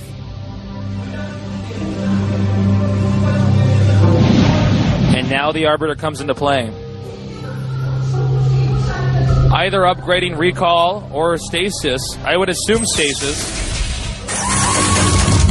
Here come the Vulture Bikes now.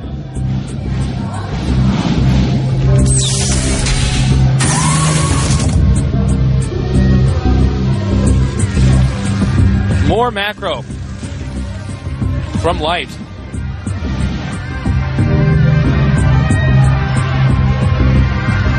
Bisu's going to expand again very soon to a location Terran can't get to. Here he comes now. The perfect moment to attack has been decided. Dropping a few Dark Templar. The Arbiter there to cover so that when the scan burns out, he will be pushed back. And he has knocked out a few tanks. Terran going to have to scan to excess in order to hold this off. Carefully picking off these spider mines. And now the command center is under some pressure, but a few more tanks from Light comes up and holds that off. However, a recall could do an incredible amount of damage to Light, considering how far away that expansion that we're just now getting a shot of is.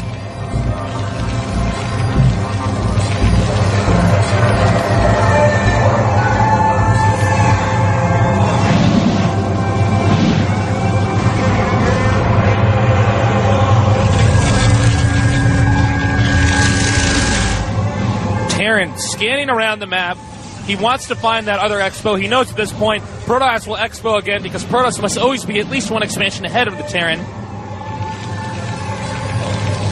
Light has now spotted that expansion, or at least the cannons which are now being produced. But if the probe is taken out, and it will be, those cannons are all for nothing. And it looks like he's going to be doing some type of a recall very soon. Moving in. And Terran is setting up. Oh, it looks like he's backed off, actually. He faked me out there. And he's picking off the probe again. Every probe that the Protoss is losing as he attempts to expand will put his economy down later on. And that's bad news for the Protoss. Bisu. Terran may push out when his armories finish upgrading for the second time. He already has the +1. Although he may be edging out now. The expansion, which will be attacked first, will be this one on high ground. If he can position his army back there, he can use that to siege up and hit the mineral patches, which the probes will be mining from. Bisu is aware of that and wants to keep the Terran from getting this position.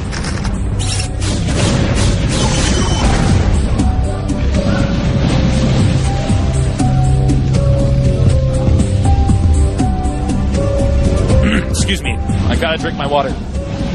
3 forges. Gonna be a very strong ground army. It looks like Bisu realizes the uncomfortness, excuse me, that's not even a word, the uncomfort of the Terran presence moving closer to his expansion. Will now do a counterattack. And will, it looks like, have to pull out if he's not careful. The amount of vulture bikes here, but lack of tank coverage may make this attack more effective. Nope, he will have to back out a little bit. Bisu doing anything in his power to keep Terran from gaining the center control. And Bisu now going to expand very soon at the top left again. Terran taking this expansion, but this is possibly, well, it's not the worst expansion he could have taken because it's the one that's easiest for him to defend, but it is also the expansion that is right outside of Bisu's base, which means Bisu can even hit his SCVs with Dragoons. That will force some of Light's tanks to be positioned there.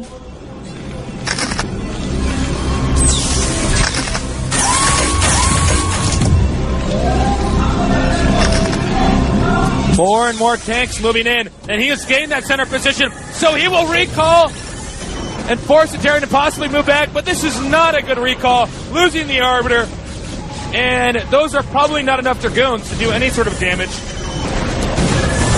It looks like Light was already more than prepared, but another recall! Nice move! That has changed everything. Now Terran does not have that control that he probably would have wanted.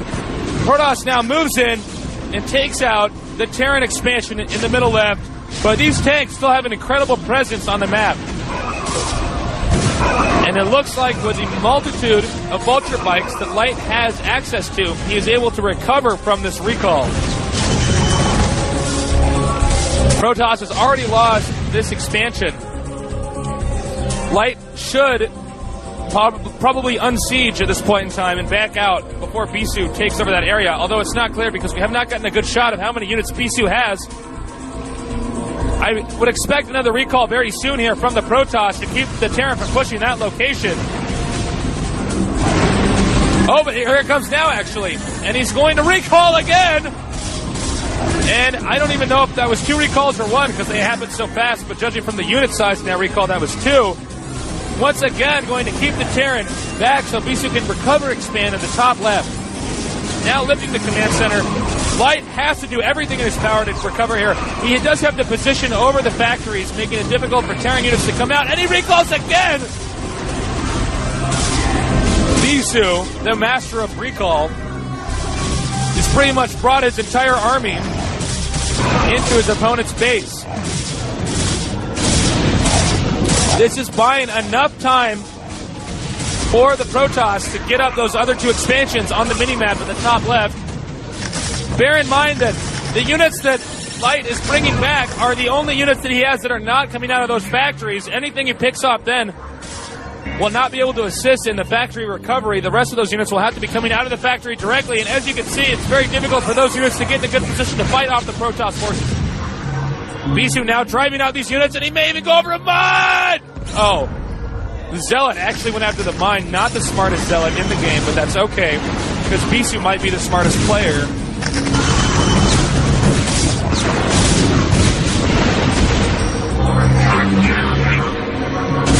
Now, Light is in a very difficult position.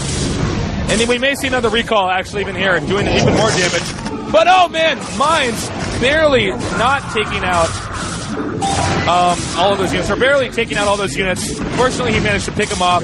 When the Science Vessel is taken out, it will now be up to only scans, and bear in mind, the flat... Whoa, I almost did it. Light has already... Light has already lost at least one scanner, and GG, it's over. Unbelievable play by Bisu. showing that you don't have to use carriers on a map like that. Light is in a tough situation, and it looks like he is now most likely not going to make it out.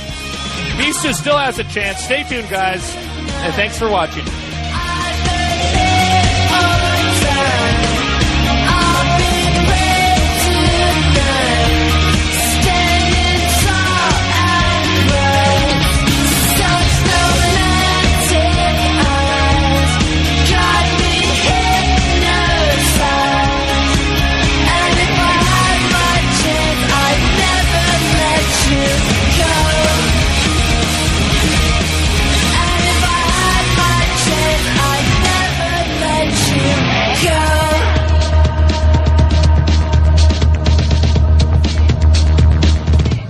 I wanna be a Kennedy. I wanna be tall and handsome. I'd conquer the world, and you'd sit on television. If I could be a Kennedy, if I could be a real heartbreaker, I'd watch you crash into my arms with the stars under the barrel of a gun. We die young.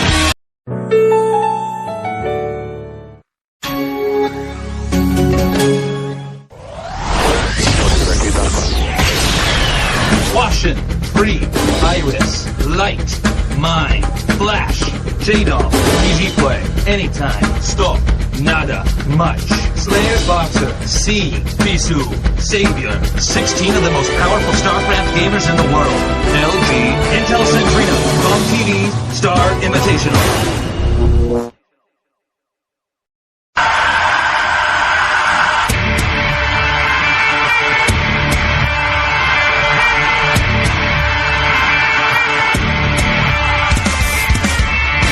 Welcome back, everybody. This is the GOMTV StarCraft Invitational. This is Nick Tasteless Plot, bringing you some StarCraft action from Seoul, Korea. It's turned out to be a very, very exciting game so far. C Shield in the lead right now. Bisu Shield and GGPlay both tied at a 1-1. Light alive at the end with a 0-2. It's going to be an interesting game coming up next, but first I want to recap a little bit on that previous game. Very exciting game with Bisu versus Light Alive. Bisu not actually going carriers, which we have seen oh so often on the map Katrina, instead teching straight to Arbiters. And that's actually not too uncommon if you end up going for Dark Templars early on, simply because the tech structure suits getting the Arbiters that early. But at the same time, he just showed us how well you can actually utilize Arbiters due to the fact that the Terran base is so spread out that the next expansion that they get can be that much farther away from a critical recall point. Just, very impressive game. Bisu really proving why he's the #1 ranked player in the world and in Kespo right now. The next game will involve Bisu versus GGPlay on the map Bekmagoji. And I think this is going to be a really, really interesting game. Bekmagoji, of course, one of the most obscure maps that we've seen in a while in pro gaming. A map that has 2 gas geysers at your starting location rather than 1. And a map that also has double the mineral count. Almost makes it look like you're playing BGH. Here we see Bisu and GGPlay both getting ready for this game. They both know that it's whoever wins this advances, and whoever loses this, well, goodbye from the GOMTV StarCraft Invitational. So the pressure's really on. Bisu may be worn out from that last game he played, a rather close game against Light, but a very good one as well. GGPlay getting a little bit of time. Both players have warmed up now, as this is the second to last game in the Group D stages. That does not mean we're close to being done with the tournament. We're far, far from that. This is just the beginning. We got a lot more StarCraft stuff coming up here at this event. Very soon here, the game will get going. Bisu's real mastery is in Protoss versus Zerg, so GGPlay is going to have a tough fight. His win percentage against Zerg, his win percentage against Protoss is 51.9.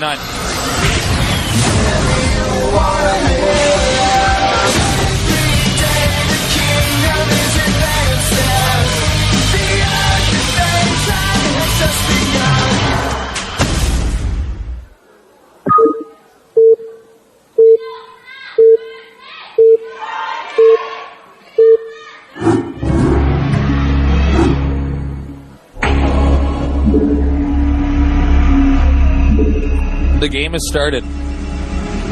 Bisu at the top right as a teal Protoss. Bisu going over his game plan.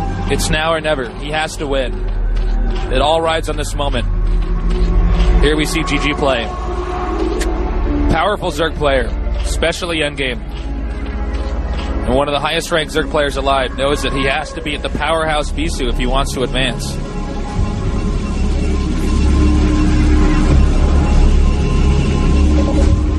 Both players know how much pressure is riding on them. They both know how much these games can help their Kespa rankings. Bisu making it out of his group will help him maintain his status as the #1 dominant player in the world. But losing to GGPlay will help boost his Kespa ranking dramatically. So it's going to be a tough battle for both players.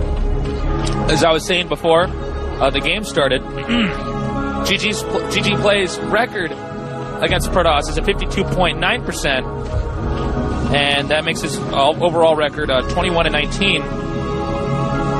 Now, when we take a look at Bisu, it's much more intimidating. Overall record is 31-16. That makes his percentage at 65.95.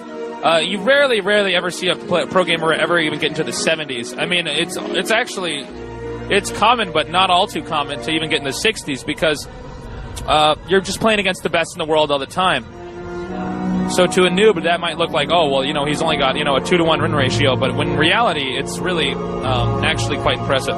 Zerg going for a fast expo, despite having so many mineral patches in his main. A greedy opening, but one that could pay off for him in the long run. Protoss, whether it's by spotting that hatchery or by spotting the lack of a earlier spawning pool, knows what's up. Using that probe to do a little bit of harassment. Anything he can do to draw a few drones off of the minerals. Going to what people are saying off of the form.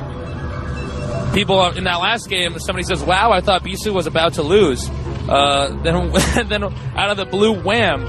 This is why I love this guy. Somebody else says Bisu is very sexy.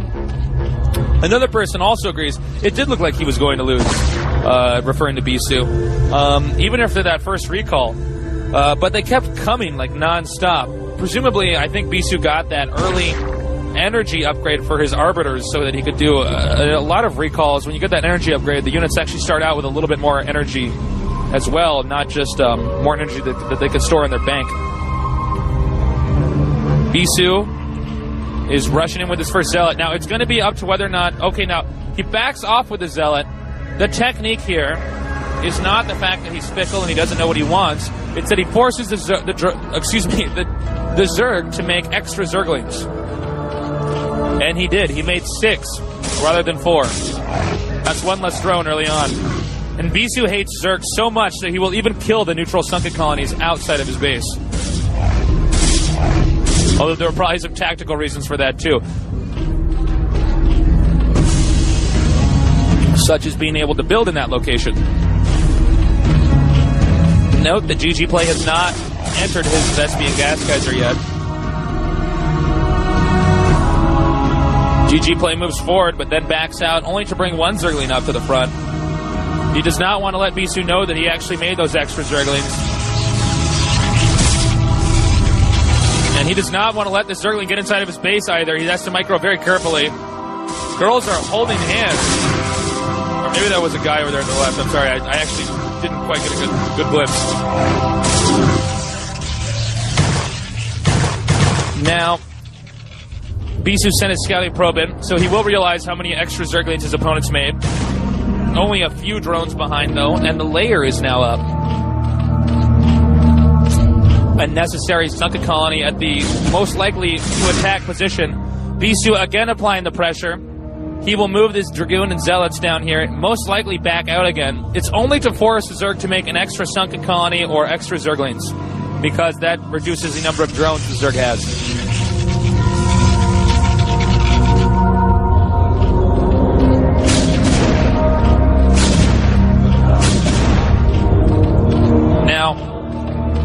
He is again backing off.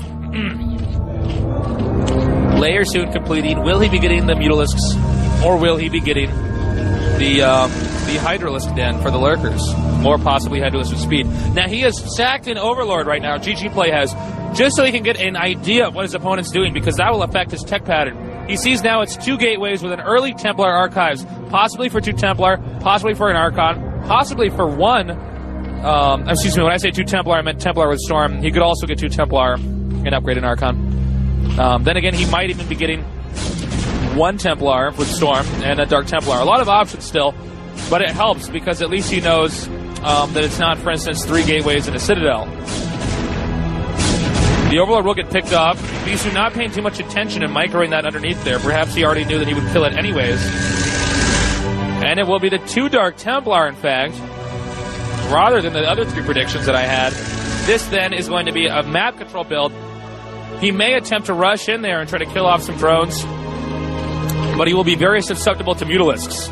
And that is exactly what GGPlay is doing. This will mean either additional cannons, or if he can barely get an Archon out in time, Templar will not be out with Storm in time, I believe. And that's why he's going to be getting the Archon instead. He probably does not have enough energy after getting 2 Dark Templars and then 2 High Templars. He probably did not have enough energy to upgrade Storm. Enough minerals and Vespian gas. These Zerglings going to try to pick off a cannon, or whatever they feel like. First Dark Templar killed. Bad position for Bisu. Good position for GGPlay. Mutalisk's morphine and 2 extractors have been taken, which means that he's going to be able to get a large amount of Mutalisks. And a 3rd extractor is going up. Very gas-intensive build. Nice opening so far by the mighty GGPlay. Making the cannons he has to make. One disadvantage about not getting the star part early on is that at times you have to make an excessive amount of cannons. Bisu, not even 100% sure that his opponent is getting Mutalisks, is taking the precautions necessary to defend from such an attack. He'll have to make cannons in his main, his expo, and the front of his base. It'll matter on where GGPlay attacks, and he will do that based off of where he thinks his opponent is most likely to make the last cannon. Bisu guesses that if Mutalisks are going to attack, he'll put his Archon at the expo. Will GGPlay go there? Going in between the 2 expansions. Seeing only 2 cannons, he might be able to pick that off. And instead goes for probes, then dashes over on this end. Cannons positioned in such a way that they do not really cover for Mutalisks. He wanted to cover for both Hydralisks and Lurkers and Mutalisks, and instead, that may work against him. More and more Mutalisks coming out for GGPlay, and Bisu will have to proceed with the utmost caution. The Dark Templar carefully scouting around the map. He does not want to let his opponent get another expansion. Had he had 2 Dark Templar, or at least saved that other one, he could have used that, both of those to cover for both sides. But it's going to be easier for GGPlay to expand, so we can expect to see another expo coming up for GGPlay, at least if he goes to the top. Now here come the Mutalisks. May end up picking off this cannon if they can avoid the Archon. 1 Archon hit, dealing heavy damage to GGPlay's Mutalisks. GGPlay showing that he is not that intimidated by Archons dancing right around them. If GGPlay could pick off a few cannons, the Archons will have a hard time catching up with the Mutalisks with their short range and their incredible ability to get bugged by the unit pathfinding AI. Mutalisks actually outrange Archons just barely, but Zerg players almost never engage them simply because the Archons can deal so much damage. They deal splash damage so they can wipe out entire groups of Mutalisks within a few hits. Now he's trying to do it, but that was an unwise move by GGPlay in an attempt to do a little bit of micro against those. Now trying to pick off yet another Archon, but every hit he takes will bring his Mutalisks that much closer to death. And the Mutalisks are what GGPlay is riding on. He will transition most likely to Hydralisks with a possible Lurker upgrade to secure another expansion soon, but he has to utilize these Mutalisks to the best of his ability. Meanwhile, Bisu is moving to the south.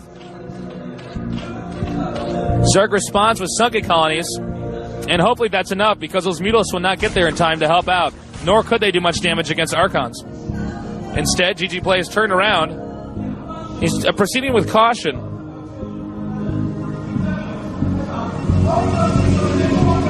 Oh my god, I just swallowed a lemon seed.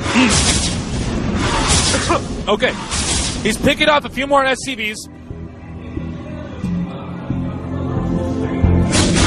And now Dragoons forcing Bisu's army back. Archons are his only defense.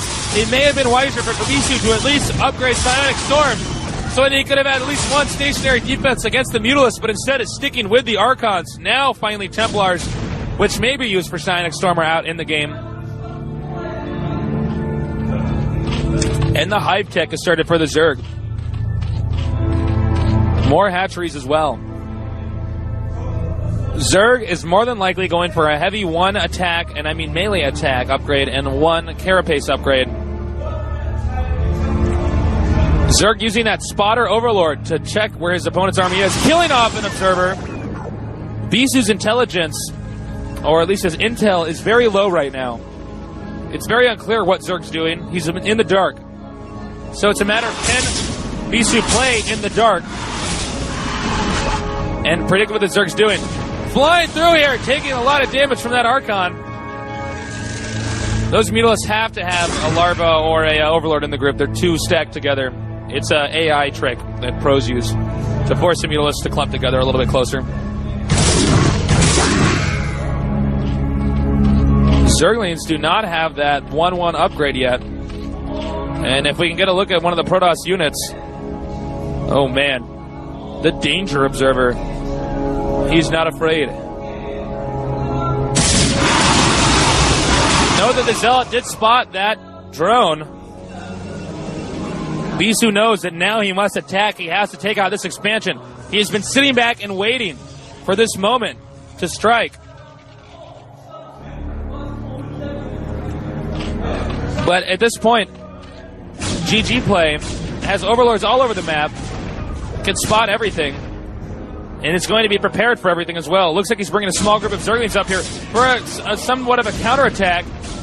He's also picking off, terrible storm by Bisu.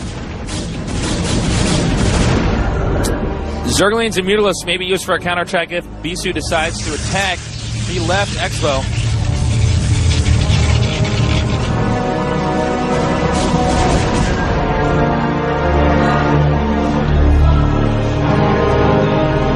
One armor, soon 1 attack, and an Ultralisk Cavern.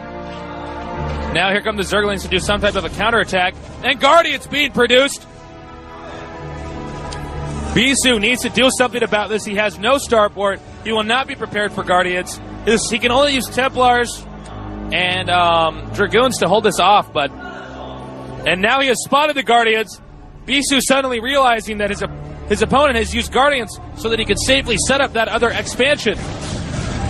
He's going to try to run in here, picking off 1 right away and storming the other 2. Not the best control by GGPlay. But will that be enough? That is the $1 million question.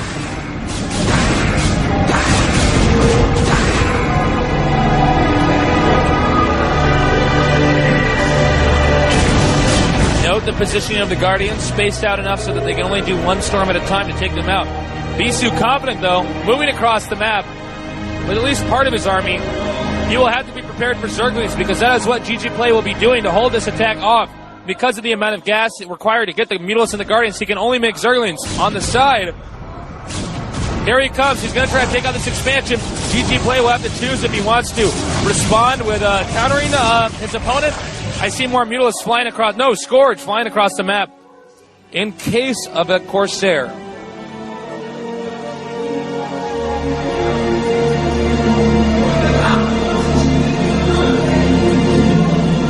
This observer will be taken out soon by Scourge. Zerg now expanding at the bottom right. I should say bottom center right.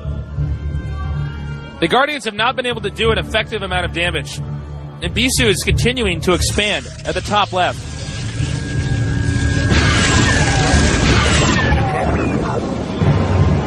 Both players playing a rather defensive game. GGPlay doing what he can to secure another expansion and get ahead of the Protoss, but it looks like Bisu's already beginning to catch up with this new expansion over here. Defiler's now in the game, which means Dark Swarm and Plague, a spell that is very difficult for Protoss to deal with, especially because they cannot heal their units. Only their shields regenerate. A nice storm by Bisu driving out the Zergling control. Bisu aware that Zergling harassment and counterattacks are at high risk here. Has now driven the Lings out. Bisu seems to be handling this Guardian harassment rather well, and GGPlay, for whatever sloppy reason, does not have anything to cover, or at least to spot, for that top left expansion. GGPlay, meanwhile, is expanding at the bottom right. However, if Bisu gets that top left expansion, which has an extra Vespian gas geyser, it will have massive negative ramifications on Bisu's game. Bisu now moving into the center. Looks like he's confident he can do some type of attack here. The Defiler is out. He may be doing a Plague soon if he has upgraded it in time. Here come the Archons, but Dark Swarm has been casted, making those Archons not quite as useful as they could be against the Zerglings.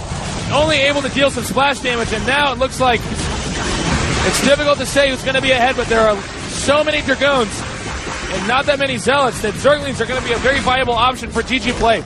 He may be able to take out this expansion, but if too many Zerglings and Ultralists come in here, it will be very bad news for him. Not doing the storms he needed and taking out one of his own Templars. Bisu's now getting pushed back into a position he cannot retreat from. Meanwhile, another army is coming down here at the bottom right. And it's not clear if GGPlay can hold this off. It actually looks like suddenly Bisu, because he has held off the Guardian harassment, may have enough to just take out both of these expansions. Expanding once again, Bisu is not letting up this game. Known for his impeccable Protoss versus Zerg, and the #1 ranked player in the world right now. He's continuing to push forward, unafraid to fight, even underneath Dark Swarms. Incredible play by Bisu, but the Dark Swarms may be doing a little bit too much damage. He'll have to back out. At least GGPlay stopped his expoing at the top left. Excuse me, Bisu's expoing at the top left, but Zerg has an expansion at the bottom right. However, Bisu's going in for the killing blow, seeing if he can't take out this last expansion. If GGPlay loses this expansion, he will probably lose the game.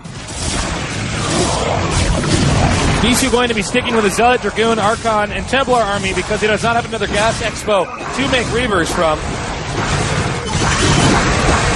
And this is just bad news for the Zerg. This could be game right now. Bisu has managed to hold off not only GGPlay's Guardian harassment, but then come back and turn around and take out his opponent. However, it looks like all those Zerglings just managed to do enough damage. Bisu will lose this. Maybe he'll get a storm off on these drones. It's not really clear right now. He is attempting to make an expansion, but that could be countered by GGPlay's Zerglings very soon. GGPlay realizing that this expansion is his only chance to stay in the game. If he loses that expansion at the bottom right, again, he will be knocked back even further, making the necessary septic colonies. Guardian harassment will make that expansion very difficult for Bisu to utilize.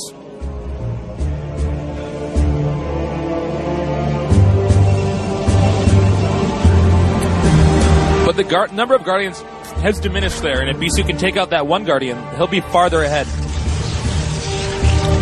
Another counterattack over here at the middle left, doing exactly what he needs to just take out that hatchery and then retreat in time.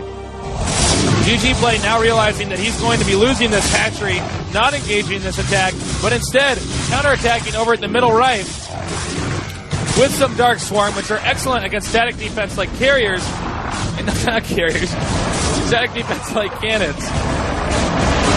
And now, storming these few Ultralisks, it will be enough to take out this Ultralisk. However, Zerglings are coming in here. GGPlay has to do something to catch up in this game. He is rapidly falling behind his opponent, Bisu.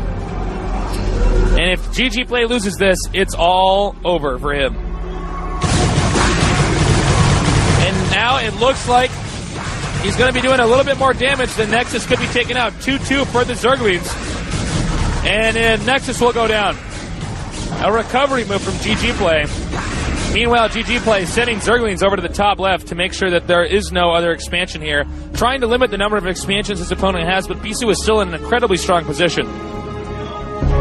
He's going to use a Dark Swarm technique here, but it will be encountered by Zealots, Templars, Archons, and even Dark Templars.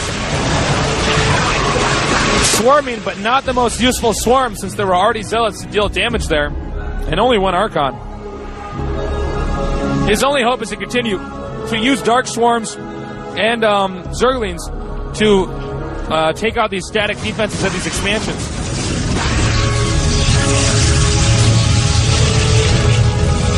Bisu now moving his army around to the bottom left. He may attempt to penetrate the main of GGPlay while he's desperately attempting to counterattack. He may simply attempt to delay drone production, but I would most likely assume it's for main penetration. The Nexus has been rebuilt. GGPlay taking out the Scorch, making Lurkers very powerful, but we haven't seen any of those yet. GGPlay has a large army with some Dark Swarm for support. Bisu backs out of the Dark Swarm and then proceeds to continue attacking, but another Dark Swarm is slowed down. But the storms are just too good, and these Ultralists will not be enough. Again, he has to avoid going into that Dark Swarm. The Archons will miss in there and only deal splash damage. Ultralisk Zerglings and a Defiler once again going to engage the Protoss army. He may have to back off over the bridge, especially if he loses this Archon, and he will. Bad position. Archons, of course, the backbone of the Protoss army. We have not seen really any plagues from the Zerg, perhaps because he's so behind right now. Again, the Guardian making Bisu's expansion absolutely worthless. That Guardian is doing such an incredible amount of damage, it's almost unspeakable. It's making that expansion totally useless, and he now will do a second Storm. Shield's even being upgraded right now. 2-1-3 for the Protoss. So he has 3 attack, 2 armor, and 1 shield, meaning that Bisu is really strong with his upgrades. Once he gets to 3-3, though, the Zerg does, he'll be in good shape. Letting that Guardian heal a little bit. He wants to harass a few more probes later on. Probably during a battle, since Bisu won't be able to notice when that actually happens. A few more Mutalisks produced. He needs to replenish that Guardian supply and stop Bisu from mining that expansion. Meanwhile, Bisu has that left bridge covered, if you can check on the mini-map, and is going to expand the top left. Meanwhile, a drop. Attack. Bisu's main, it does not look like it will be that effective, though, with the Archons and Zealots able to take out these Ultralisks. A few Ultralisks that have essentially gone to waste here. Ultralisks are very valuable for Zerg. You do not want to lose too many. And more Guardians begin to morph. If Bisu could storm perfectly, he could take out all 3 of those Guardians with his 2 Templars. However, it looks like a drop is about to ensue over here. GGPlay also expanding at the bottom middle, and Bisu expanding at the top left. Now Dark Swarms have fallen down, and this expansion may go down. Meanwhile, Guardians picking off almost every single probe. Bisu scattering back to get ahead, but GGPlay realizes that he can stay ahead if he continues the Dark Swarm expansions, which can make cannons very easy to pick off. And he's going to do it again up here. Bisu now in an incredibly bad position, with his expansion probes being taken out, his top left expansion removed, and this expansion almost impenetrable. If Bisu could take this out, it would be very good, but I don't think he'll be able to do that. No, he would not. Meanwhile, the Nexus is taken out. Bisu, the #1 player, may not make it out of his group. The highest ranked player in Kespa, the highest ranked player in the world, and the #1 Protoss in the world at this moment may be defeated by GGPlay in his excellent endgame ability. However, Bisu is not done yet. He's now attacking the bottom middle. GGPlay has to hold on to this expansion. It's all down to this expansion. If he can hold on to this, GGPlay will be able to maintain his presence in the game, unless he can do some type of counterattack to Bisu's expansion. Oh, and he is doing that counterattack right now.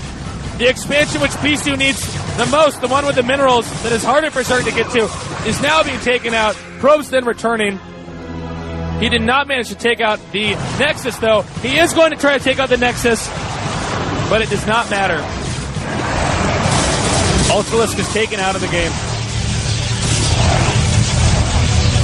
Really interesting game so far. GGPlay becoming a little bit sloppy with his units, is now trying to attack this expansion over here, but he will be able to block this bridge with the Dark Templars, forcing them to turn around. He will have to retreat up onto this ledge.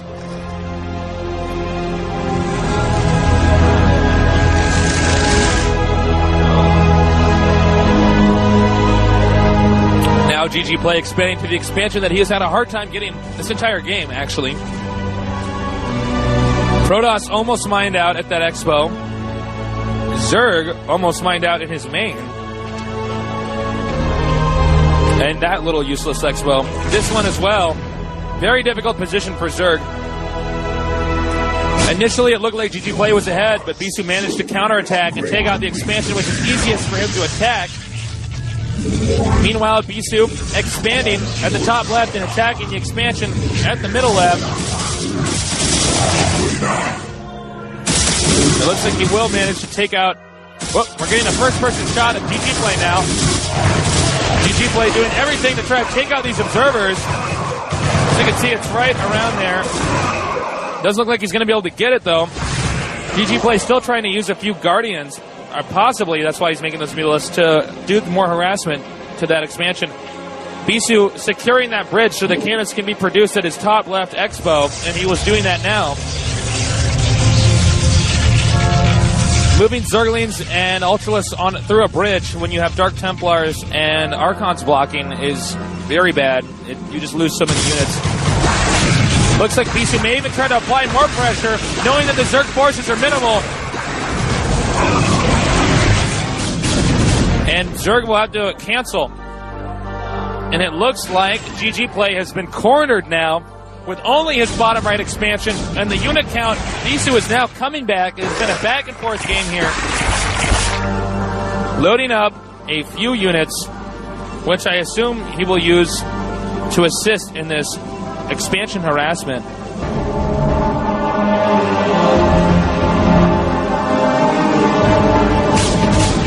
Now, Dark Swarming here and dropping Zerglings there, or Ultralisks actually. The Guardians have finished morphing. He wants to take out as many cannons so that his Guardians can deal the damage to the probes. But it appears to be a relatively failed attack by the Zerg. Although he can't get his Archons in there to actually pick off those cannons, so it may be more effective than we initially had guessed. Bisu realizes he's going to have to bring up these units to defend his expansion, which is primarily comprised of cannons. If he has a Defiler, GGPlay that is, he will be able to hold this off. But Templar are here, storming the crap out of these units. And now he will back off again. GGPlay's counterattack attempts have failed so far.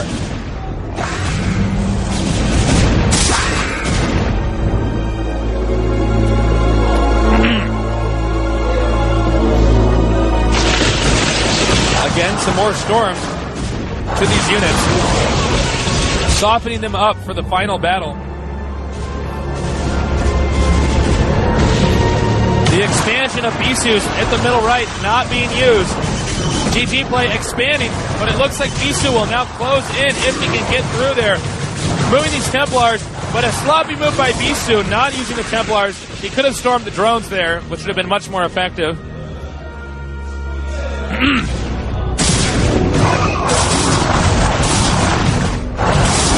Point. GGPlay is still in a difficult position. His patch is saturated with drones, the only patch he has right now. And he will target fire the hatchery, even if he manages to lose the rest of his army. He knows that all he has to do is take out the rest of the Zerg's expansions while he secures. Whoa, almost went into the Scourge. Archon's pretty pissed off right now. Bisu has managed to recover that expansion, now picking off stray drones. GGPlay may GG this game pretty soon. And by GG this game, I mean he may type it in and leave. Especially now that Bisu has secured the top left expansion. Unless GGPlay can do something about those Archons on the ledge and bring back Guardians to harass it, or do some type of Dark Swarm technique to take out these expansions, there's almost no hope for GGPlay. His Vespian gas geysers are probably depleted by now. His unit count is probably far behind Bisu's. And here we see a fleeting attempt by GGPlay to get some type of recovery and take out this expansion. If he can take it out, he will then proceed to go with more Guardian harassment at the expo. Dropping Lings. And it looks like he may be able to take it out unless Bisu can get his Zealots up here, which are good under Dark Swarm. Unlike anything else Protoss has to offer, and he will be able to hold this off. He is now target firing what looks to be the Nexus, but to no avail.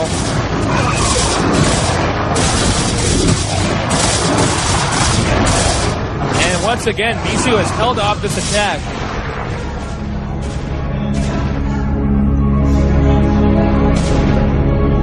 GGPlay now moving in for another possible counterattack. He wants to stay in this tournament. He wants to stay alive. It's a notable tournament. It's one he wants to have under his belt for getting out of this group. He now comes in and counterattacks this Expo. Storm's blanketed. Cannon's being picked off. Immediately target fires the Nexus or probes. Either would be good right now. He will take out this Nexus from what it looks like. And yes, he will. GGPlay, utilizing the fact that he has this Mineral Expo and producing a lot of Zerglings, that will mean his Ultralisk count will be down slightly. And it's unfortunate because he had a few useless drops with Ultralisks that have now put him behind tremendously. 3-3 for the Protoss army with a +1 shield upgrade.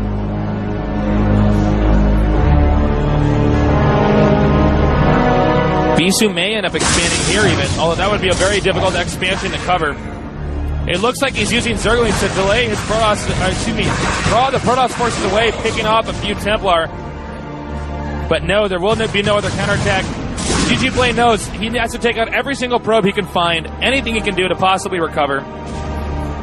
One probe may not seem like much, but when you start to lose a few more, you can get behind and behind. The audience looks very tense right now. The fans of GGPlay have concern written all over their face. Bisu just now using that last expansion to mine a few more minerals, almost approaching it as an emergency expansion to take when he needs, only at the moment when it's needed most. He's grouping up a few Ultralisks. GGPlay sees that Bisu's army is centered around the far left and is now going to move in an attempt to try to take out this expansion, but a Dark Templar wall makes that rather difficult for Ultralisks to get through. Looks like Bisu's now going to bring his army down here again, but Zealots are in the way and they will have to back out. 34 health on that Ultralisk, very weak. The expansion has been depleted.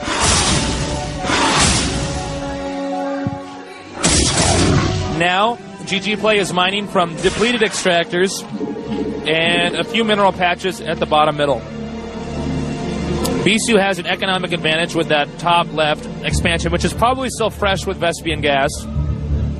And that middle right expansion, which has been a target of attack several times, but also he's managed to hold it. And the fact that the Guardians have, whoa, Plague! Softening up that army in case a big battle occurs at the end.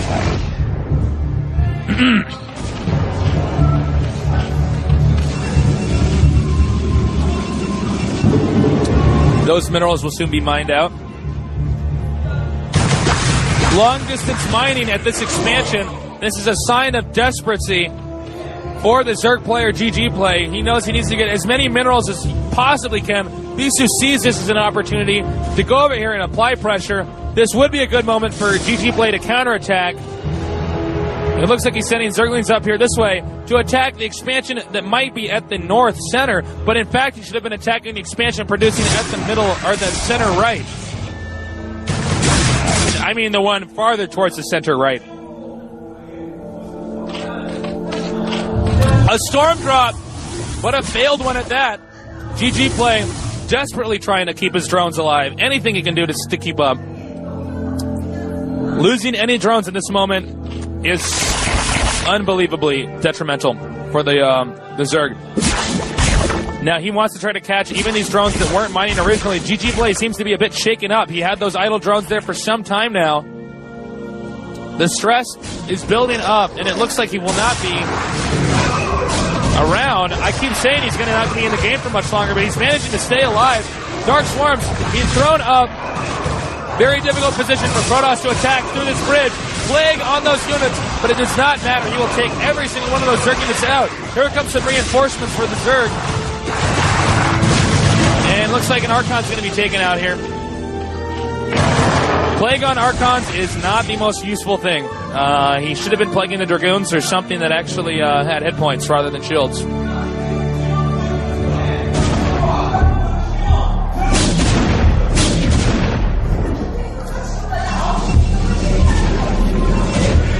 This expansion still fresh with minerals. And a new expansion for Bisu. Although that is a very vulnerable expansion. I will be surprised if it stays in the game for too long, as GGPlay catches on that it's actually being used.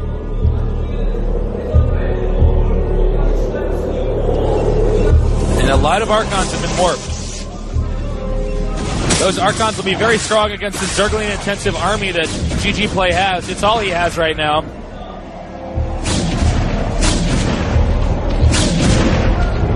What's the story with those Zerglings? I don't know.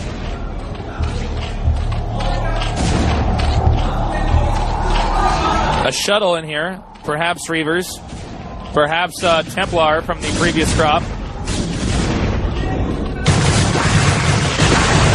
Whoa, storming his own units. But Nick storming Reavers out now. The killing blow for the Zerg as the Reavers can deal just too much damage to ground units. Now attacking at 2 points. He is going to be able to take out this expansion unless GGPlay responds in time. And the shuttle will be taken out, but it does not matter. GGPlay is going to be eliminated. Finally, good game, well played. GGPlay has been eliminated. Bisu looks relieved from that game. It was a back-and-forth game, which ended with a very strong win by Bisu. Very impressive. Stay tuned. We got one more game here. This is the GOMTV StarCraft Invitational.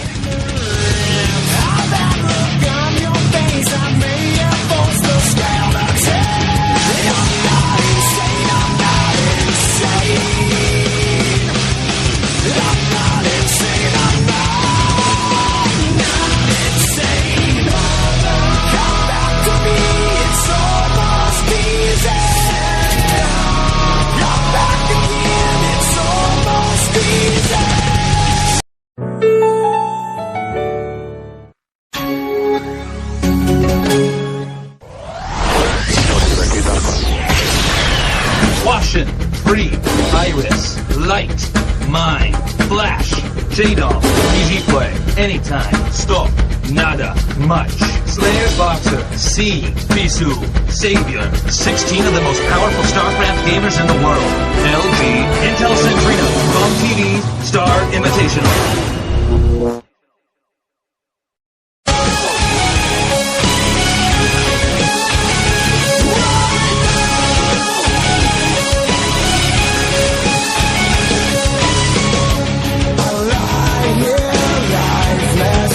Back. This is the GOMTV StarCraft Invitational.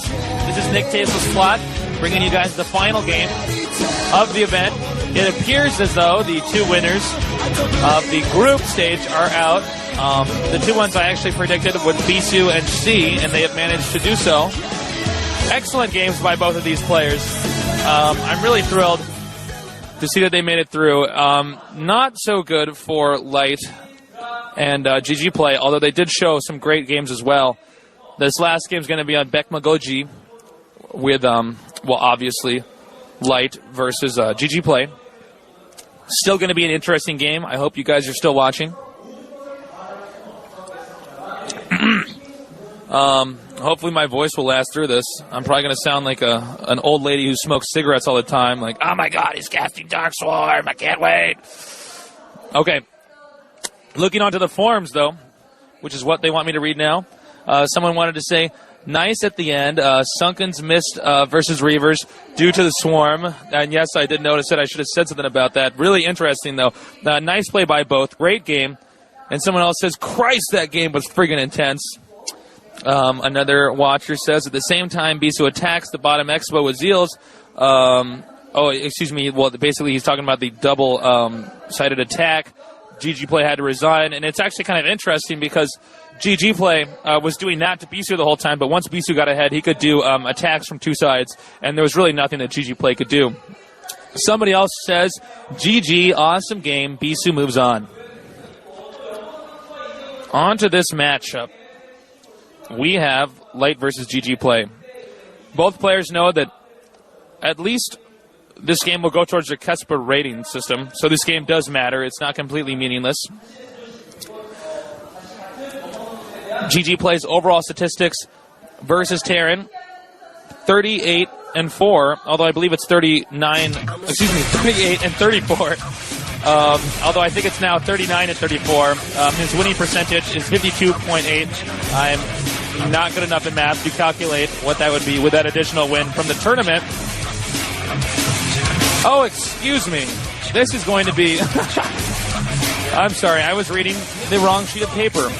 This is not my day today. It's going to be Sea Shield versus Light. So, the GGPlay statistics do not matter. Light, of all people, I should know that. I'm the one casting this. Light's play versus Terran, 20-22. That makes it a 47.6% win ratio. Taking a look at C's statistics, it looks like it is a 32-18 record with a 64% win ratio. So, surprisingly, Light is below 50%. Light's best matchup is actually Terran versus Zerg. He's very weak in Terran versus Terran and Terran versus Protoss. Below 50% in both of those matchups. This is his middle matchup. Terran versus Terran. It's going to be interesting to see how exactly this game unfolds. Bekma Goji, we've already seen some interesting games on there so far. A game where Boxer actually proxy factory rushed Nada, making a few Vulture Bikes. Nada went with the first factory with that factory add-on, and that actually, well, it really hurt him because obviously the Vulture Bikes not only got out there earlier, but he did not have any units there to defend that type of a rush. So it's going to be tough. Again, C Shield, I don't know what his Kesper rating is at the exact moment now that he's won a few games, but I know he's ranked 5 right now. Light Alive's Kesper rating, I do not have it in front of me, but I know that it is very, very good. He's a very strong player. He's rather talented. Again, the map is going to be Bekma Goji, a map with 2 Thespian Gas Geysers in the main, and 2, double the amount of minerals.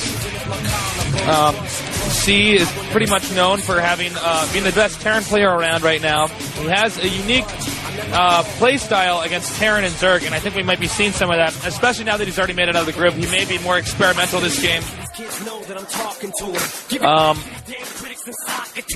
He has shown some good efforts in the Pro League, but for some reason he does not do that well in individual leagues, so it's rather exciting to see C doing so well so far. Light, on the other hand, he's known for his his by the book strategic style. Although he has been becoming more creative lately. He doesn't have any particular weaknesses. He's pretty stable, although his Terran versus Zerg, as I said before, is his best matchup. He's failed to advance to the Star League and was pretty much depressed after he lost his quarterfinal match. Looks like the game's going to be starting very soon here. Terran versus Terran on Bekma Goji, a one-on-one map. Stay tuned. Knock 'em down. Knock 'em down. Shut 'em down. Shut 'em down. Knock 'em down. Knock 'em down. Shut 'em down. Come on. Shut 'em down.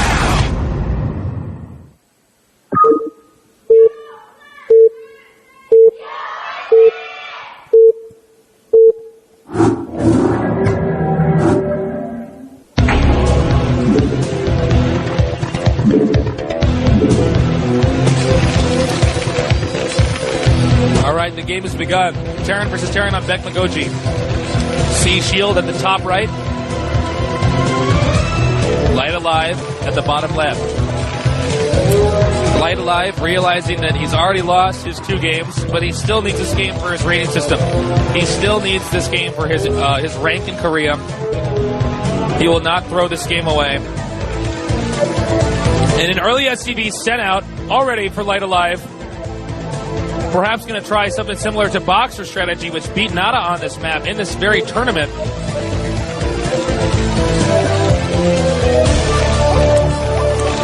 moving out. I assume either a hidden barracks or a hidden factory, but judging from how early he left, we can say it's going to be a hidden barracks. C going for a standard opening.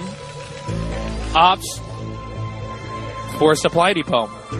Barracks before supply depot. A very, very aggressive build. It will be up to whether or not C can spot this in time.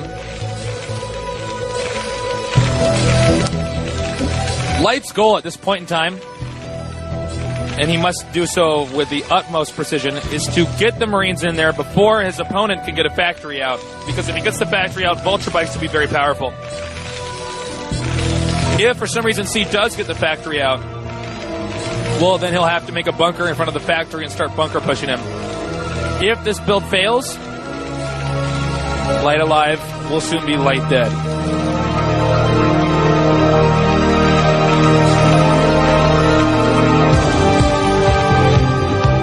However, there are some possibilities where Terrans end up... Oh, I'm on camera. Once again, going back to this game, he may end up getting a Vespian Gas Geyser or another barracks, it's not clear. Sometimes Terrans do take their Vespian Gas Geyser and go with an aggressive Marine push. Okay, so he's going to be going with the Vespian Gas. He could get a factory while he's harassing with Marines, and then tech accordingly.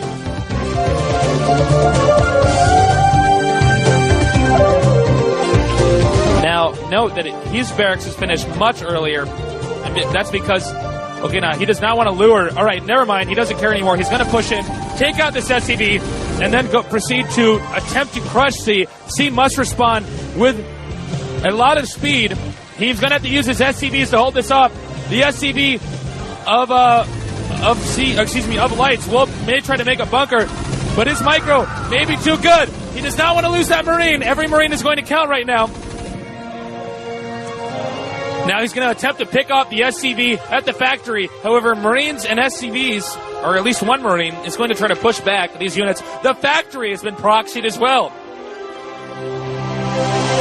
Perhaps a tank or Vulture Bikes coming in. Now he has to be very careful. He is forcing C to take SCVs off. However, Light's economy has already been damaged by the fact that he got a barracks that soon. Factory close to completing for Light.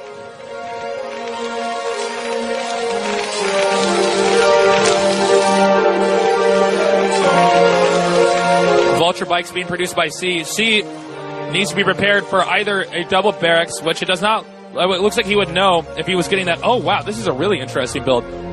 Okay, here come the Marines now. But the Vulture Bike is now out, and the Vulture Bike will be able to drive the Marines away with the incredible amount of damage that it can actually deal.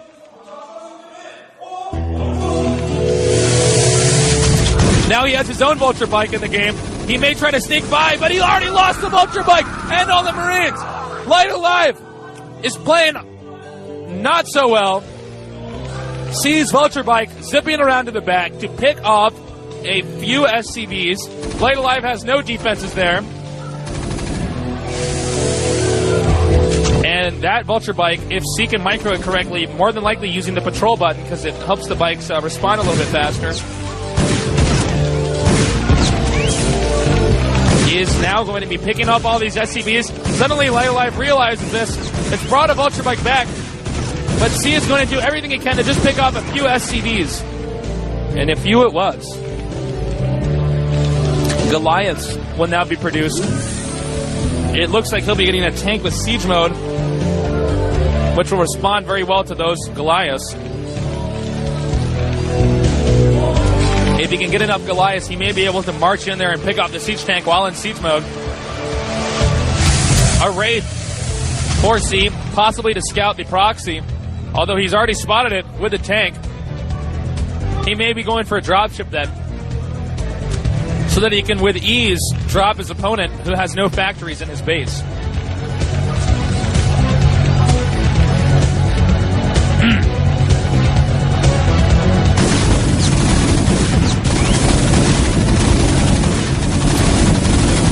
Taking out the sunken colony. Attempting to get the best position. C is walled in. He does not want that group of units to make it inside. All C has to do is survive the proxy rush, and he can win with ease. However, it looks like now his goal is to get a few tanks and break the center and walk over his opponent, C.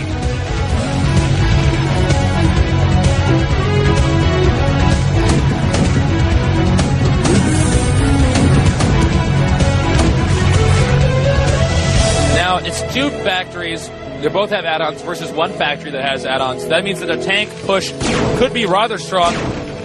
Wisely, C has brought this raid back to once again apply pressure to these SCVs.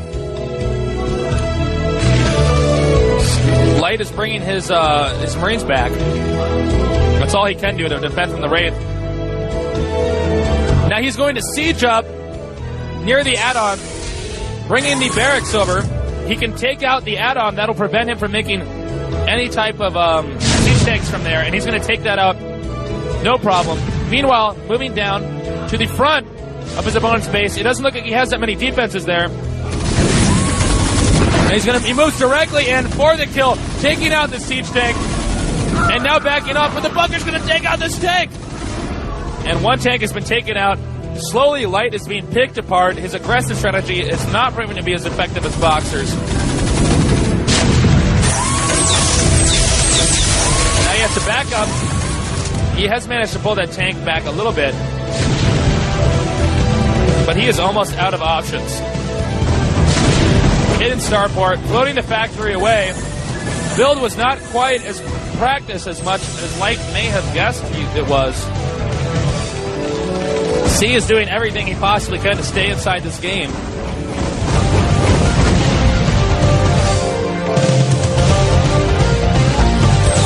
A lot of hidden starports. Everything that Light has been making has been hidden.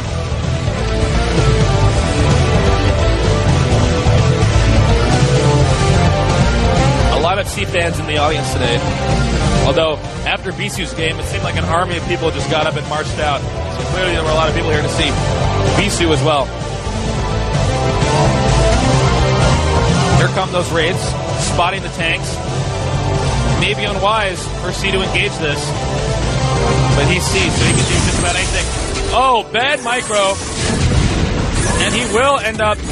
But fortunately, he's wise. He knows that he can use 2 siege tank blasts plus 2 raid hits to take out a tank. But the Goliaths have proven that the raids should not have engaged. If C can take control of the location of where these factories are, it might be a good game.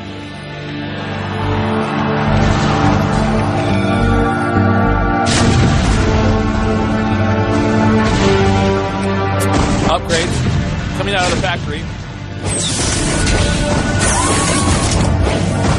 Using the raids to push the barracks back. Siege tanks can fire farther than they actually have vision. That's why the barracks is there to act as a spotter.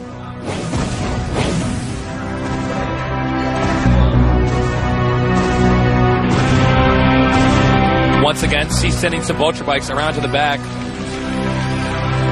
Going to be used to pick off SCVs. Because of the positioning of Light's army, it will be very ineffective in helping him defend his SCVs. Also planting a few mines in case he attempts to respond. He may end up walking into a minefield.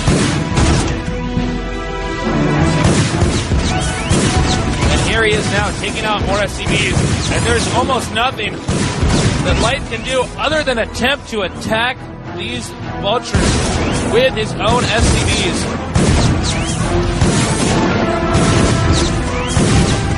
Very, very difficult position for Light, and he is out. Good game, well played. C is 3-0 in his group, and Light is 0-3. Falling to the same fate as Nada. Light has been eliminated. For the bracket stages, it will be Flash versus Jaedong, Much versus Anytime, Berserker versus Bisu, and C versus Stork. It's turned out to be a great game. C wins 3-0, Bisu 2-1, and GGPlay 1-2, Light 0-3.